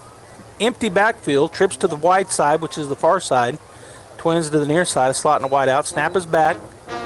Steps into the pocket, looking down the field. Now he's going to turn and run. We're going to have a hold on the Bulldog offense, I believe. Warren makes the first guy miss, slides in safely at the 29, but I think it's coming back. Yeah, they dropped 8 into coverage that time, and he went through his progression. He moved to his left, still looking for somebody open, couldn't see anybody, so just intended to pick up what he could, which did a good job, but it'll come back. So it should go from where the yellow is sitting on the ground. He's going to be about 2 yards from it, so he threw the penalty. He knew where it was at. The official marching it back. So it'll stay second down, and we're back at our own 47. So I'm going to not try to do the math. I'm going to look up to the big board up there. Well, and that's got to be a little frustrating. They rushed 3 guys. We got 5 linemen, and somebody held. So a little frustrating there. All right, so second down and 26. And we had quads on one side. Now we're going to have trips on the wide side. Warren once again in the backfield by himself. A slot and a wide out to the near side, which is the short side of the field. Snaps it back. They do bring 4. He steps up under pressure. He's going to throw it down the field. It's going to be intercepted back there by number 37 for the Cavemen. He's going to run it back to about the 40-yard line before he's tackled. Oh, and then a late flag. 2. Well, it's a good job by Connor Robertson, sent back there at safety. There was 3 defenders there, 2 Bulldog receivers, and he threw it up there, and he kind of threw it in the middle of everybody, and he just made that interception, picked up what he could, but I saw a couple of blocks that were really questionable, so we'll see. Yeah, they're backing up Carlsbad, and it was an illegal block on Carlsbad. There was, I think, I agree with you, I think there were 2. Yeah. 2 flags came in, and I think there were 2, but you only take 1. So that'll back them up. 5:04 to go here in the ball game. 44-7. The Artesia Bulldogs lead. A great first game for the Bulldogs. You always want to go get that win under your belt, and the Bulldogs have done that. I mean, I'm calling it game over. There's still 5 minutes to go, but well, you start in January, and it's a long time building up to your first game. Yeah. So it's nice to get that first game under your belt and a win. Trips to the far side, which is the wide side of the field. Ball in the near hash for Cason Perez. Does he have 27 back there with him, or can't see his number right now. He's got a running back to his right. And they're still looking over to the sideline, and that's delay of game. That is 27, which is Jack Waters. We finally got a name for the number. Yep. So delay of game, backs them up 5 yards. So it'll be first down and 15 from their own 22. The clock starts back up. Trips to the far side remains that way. Waters to the right of Perez in the backfield in the shotgun. One receiver to the near side. Bulldogs showing a blitz. Let's see if they bring him. They do. They break through. He's going to throw it, and it's going. Oh, I thought it might have been picked off, but he was looking for the hit back in the backfield. It's McDonald back in there, Brody McDonald, and as you said, he could have picked that thing off, but he had his eyes locked on that receiver. So it's just an incomplete pass. It'll be 2nd down and 15 as we're going to go under 4 minutes before this play takes off. Next week, we go to Hobbs. Right now, Lovington having a battle with the Hobbs Eagles. We're going to go to Hobbs, face them. I think Hobbs is playing Lovington in Lovington, but what a big matchup over there in the Lee County rivalry. All right, so Perez in the backfield with Waters to his right, takes a snap. Bulldogs bring a house again, and this time, they had him, and they let go of the tackle, so he breaks free from it. He'll get out to about the 26-yard line. Boy, we had him dead to rights and just kind of, he shook us off. Yeah, he got I didn't get the number, but he had an arm around Perez, and Perez just kind of spun out of it. Just a lot of strength he showed there and able to sprint up this left side. All right, so 3:15 and counting. It's going to be 3rd down and 10. He got those 5 yards back on that scramble. Break away from the sack and scramble.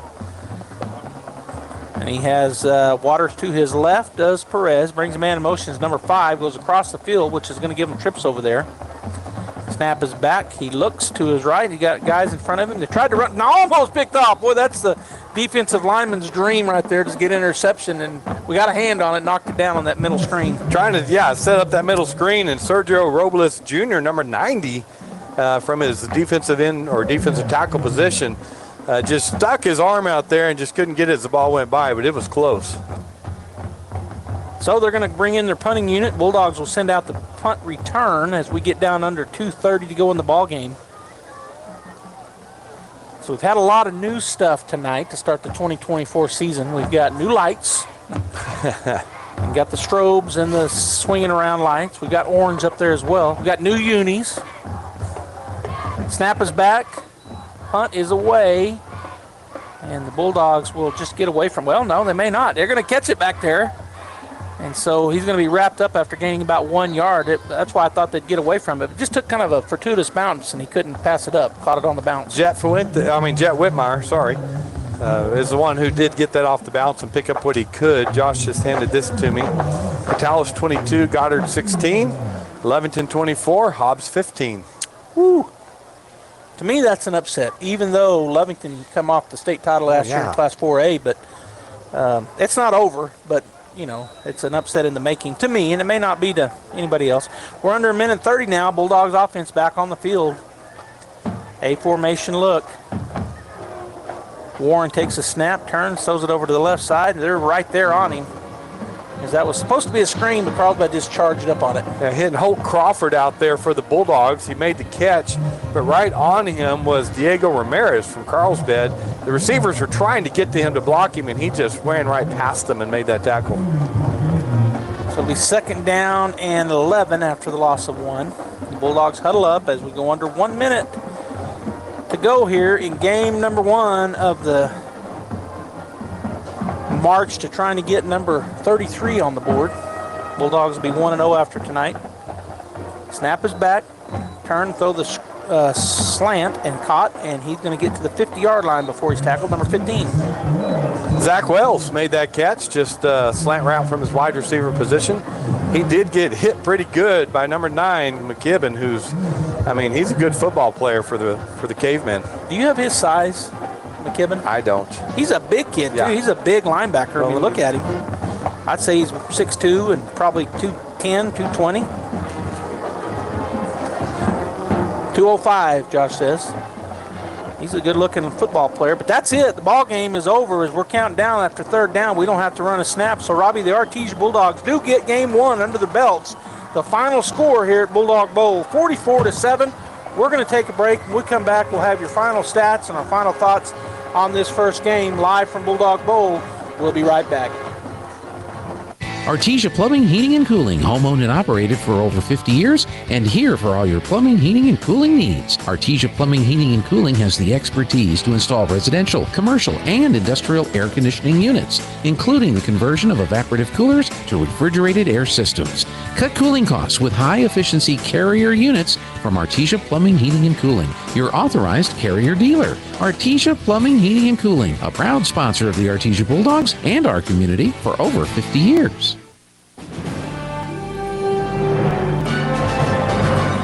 All right, Bulldog fans, Artesia wins 44-7. We're going to go ahead and get the Guys Chevrolet postgame show going. When we come back, we'll have the stats for you, so stay tuned right here. KSVP Radio, KSVPTV.com, right where the Bulldogs play. Let's go.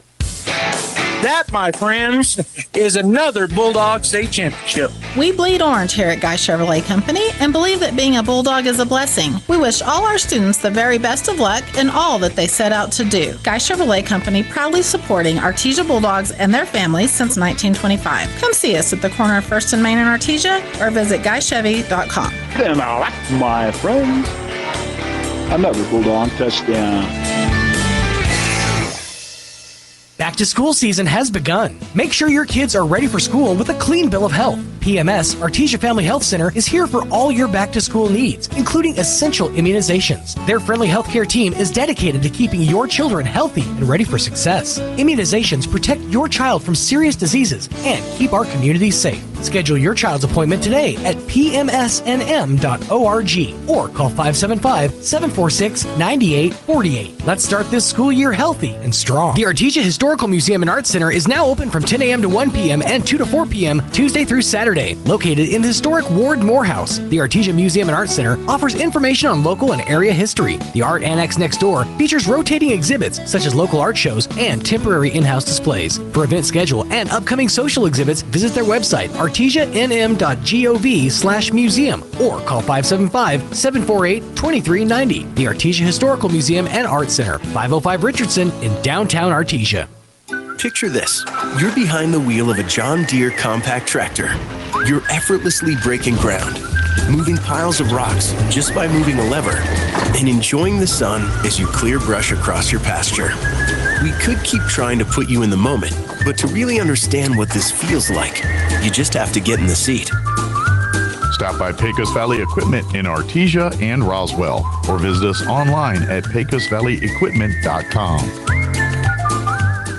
If you're looking for a career that offers challenge, purpose, and opportunity while valuing you and your work-life balance, we invite you to start your journey at Coterra Energy. Here at Coterra Energy, our operations are growing fast, and we're looking for qualified individuals for field and office positions. New employees are eligible to receive a sign-on bonus, and once hired, they'll receive an unmatched benefits package. Producing energy, empowering people, building community. Text Coterra, C-O-T-E-R-R-A, to 71441 to start your journey today. Coterra Energy is an equal opportunity employer. Hey, Robert, I'm your designated driver tonight. Pick you up at 7. Sober driving today keeps everyone alive tomorrow. Designated driver. Never drink, then drive. This message from the Eddy County DWI program. Welcome back here to the post-game show, Guys Chevrolet post-game show on KSVP Radio and KSVPTV.com. And we're joined now once again by our statistician, Josh Howard. And Josh, give us those stats. Here are the final stats for the Cavemen. 5 first downs. They had 14 rushes for 15 yards, 14 receptions for 97 yards, 14 for 22, 1 touchdown, no interceptions, no fumbles, 9 penalties for 47 yards. They were 2 for 12 on third down conversions, and 0 for 1 on fourth down conversions. For the Bulldogs, 17 first downs tonight, 20 rushes for 96 yards, 19 receptions for 352 yards. They were 19 for 30, 4 touchdowns, 1 interception. No fumbles tonight, 13 penalties for 97 yards, 4 for 9 on third down, and 2 for 4 on fourth down conversions. The leaders for the Cavemen tonight, rushing, Aiden Rodriguez, 6 for 9. Ty Young, 1 for 8. Number 27, which was Waters, I believe. Waters, 2 for 6. And then Kason Perez was 2 for 3. Passing, Perez was 14 for 22 for 91 yards and a touchdown. Leading the way receiving was Ty Young, 2 receptions for 27 yards and a touchdown. And then Lopez, number 5, 4 for 25. And then Castaneda was 3 for 13.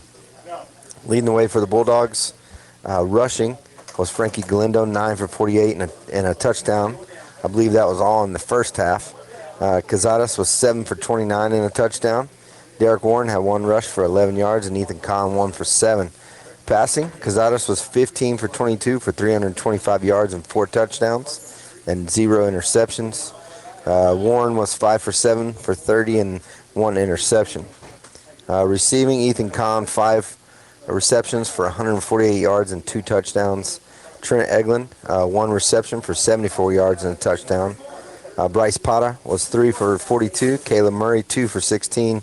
Jet Fuentes, 1 for 15. Jet Whitmire, 1 for 15. Hardeman had 2 receptions for 12 yards.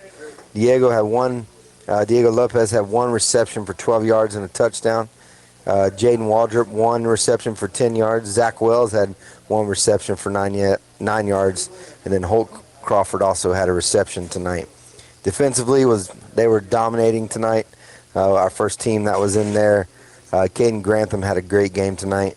A lot of solo tackles and a sack. And just a great game by Charlie Campbell at safety and Grant Johnson at linebacker. A lot of things to be excited about if you're a Bulldog fan tonight. Yeah, great first game of the season. Had some moments where I'm sure they're going to look at them and work on them. Had probably more penalties than they'd like to see, but overall, great game. We're going to take one more break, and we'll come back with the final thoughts from Robbie Blue and myself, Joby Hodling, so stay right there. You've heard of a Four Seasons room, but have you heard of a Four Seasons window? Jennifer here from Trustmark Roofing and Windows. It might surprise you to learn many windows are built to handle only the cold or only the heat, but not both. In Southeast New Mexico, one or the other doesn't cut it.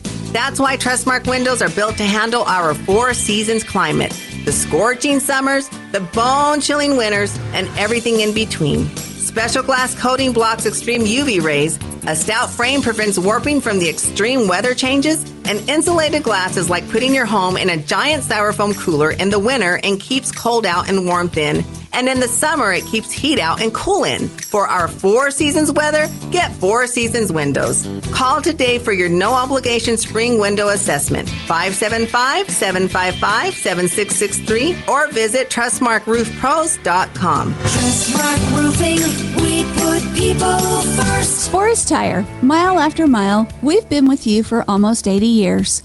Nowadays, it seems like nothing is built to last. Phones, appliances, cars, computers. But the new Michelin Defender 2 tire is designed to outlast. With a quiet and comfortable ride, you'll have the confidence you need on the roads, whether they're wet or dry.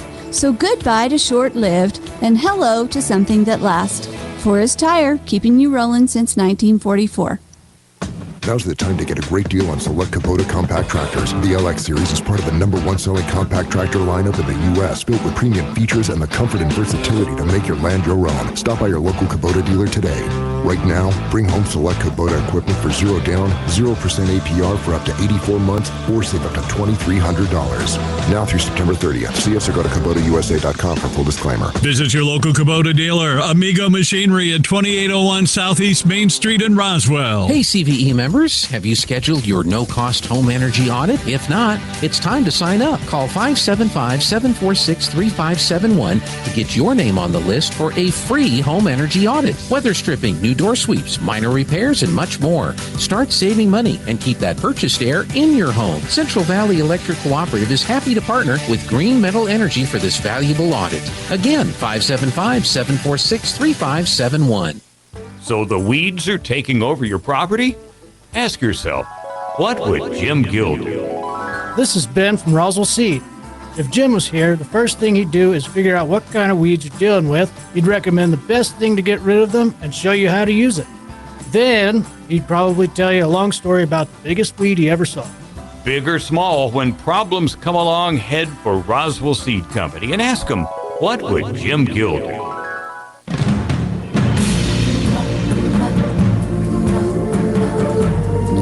Hi, Bulldog fans. Joby Hodling and Robbie Blue back one more time to to talk about this game tonight. Robbie, a big game for the Bulldogs and the Cavemen. The Bulldogs come out on top in game 1 of the season. Yeah, it's different playing 8th, 9th grade ball, sophomore ball, JV ball, and coming out on a Friday night in Artesia as a Bulldog. It's just a different feel. It's what you live for. It's what they grow up to do. And to come out, and you never know how they're going to play, how they're going to handle the atmosphere, the excitement. But the discipline comes out again, and the culture comes out tonight, as we saw, another good football team that we're going to have fun calling this year.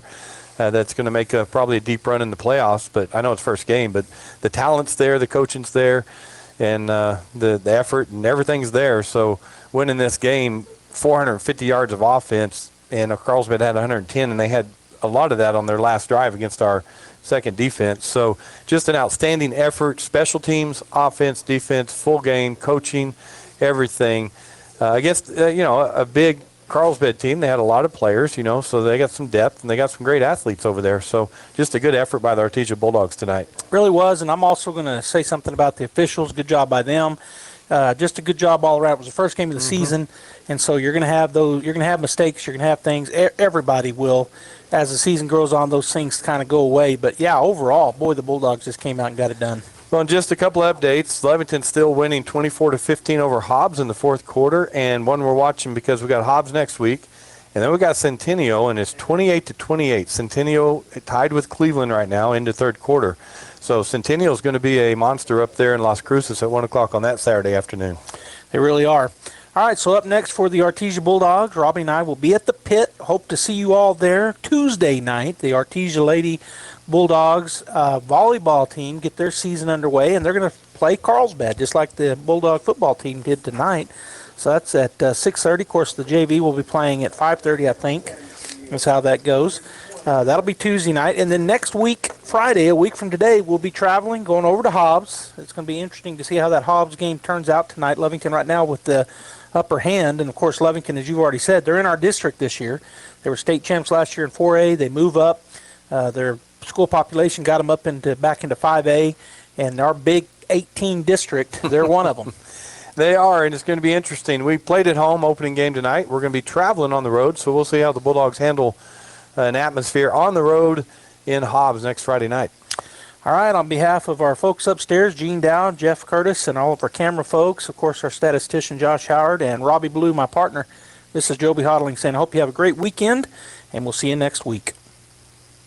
That concludes this edition of Artesia Bulldog Football on AM 990 and 93.7 FM KSVP. Sports on KSVP AM and FM and at KSVPTV.com is presented by Artesia General Hospital, Bob Reed Pest Control, Central Valley Electric, Eastern New Mexico University, Pecos Valley Equipment, Artesia Animal Clinic, Artesia Credit Union, Presbyterian Medical Services, Artesia Ford Sales, Artesia Historical Museum and Art Center, Artesia Plumbing and Heating, Big O Tires of Carlsbad, Kane Electrical Supply, the City of Artesia Police Department, Coterra Energy, Deans Incorporated, Devon Energy, Eastern New Mexico University Roswell, Smile Expressions, Edge Safety, Faith Baptist Church, Finn's Country Market, Forest Tire, Guy Chevrolet, H&R Block, Hermosa Church of Christ, HF Sinclair, Moppin and Brown Dentistry, Tate Branch Dodge, Hawker & Sons, KFC, Incredible Printing, JS Ward & Son Insurance, J&J Home Care,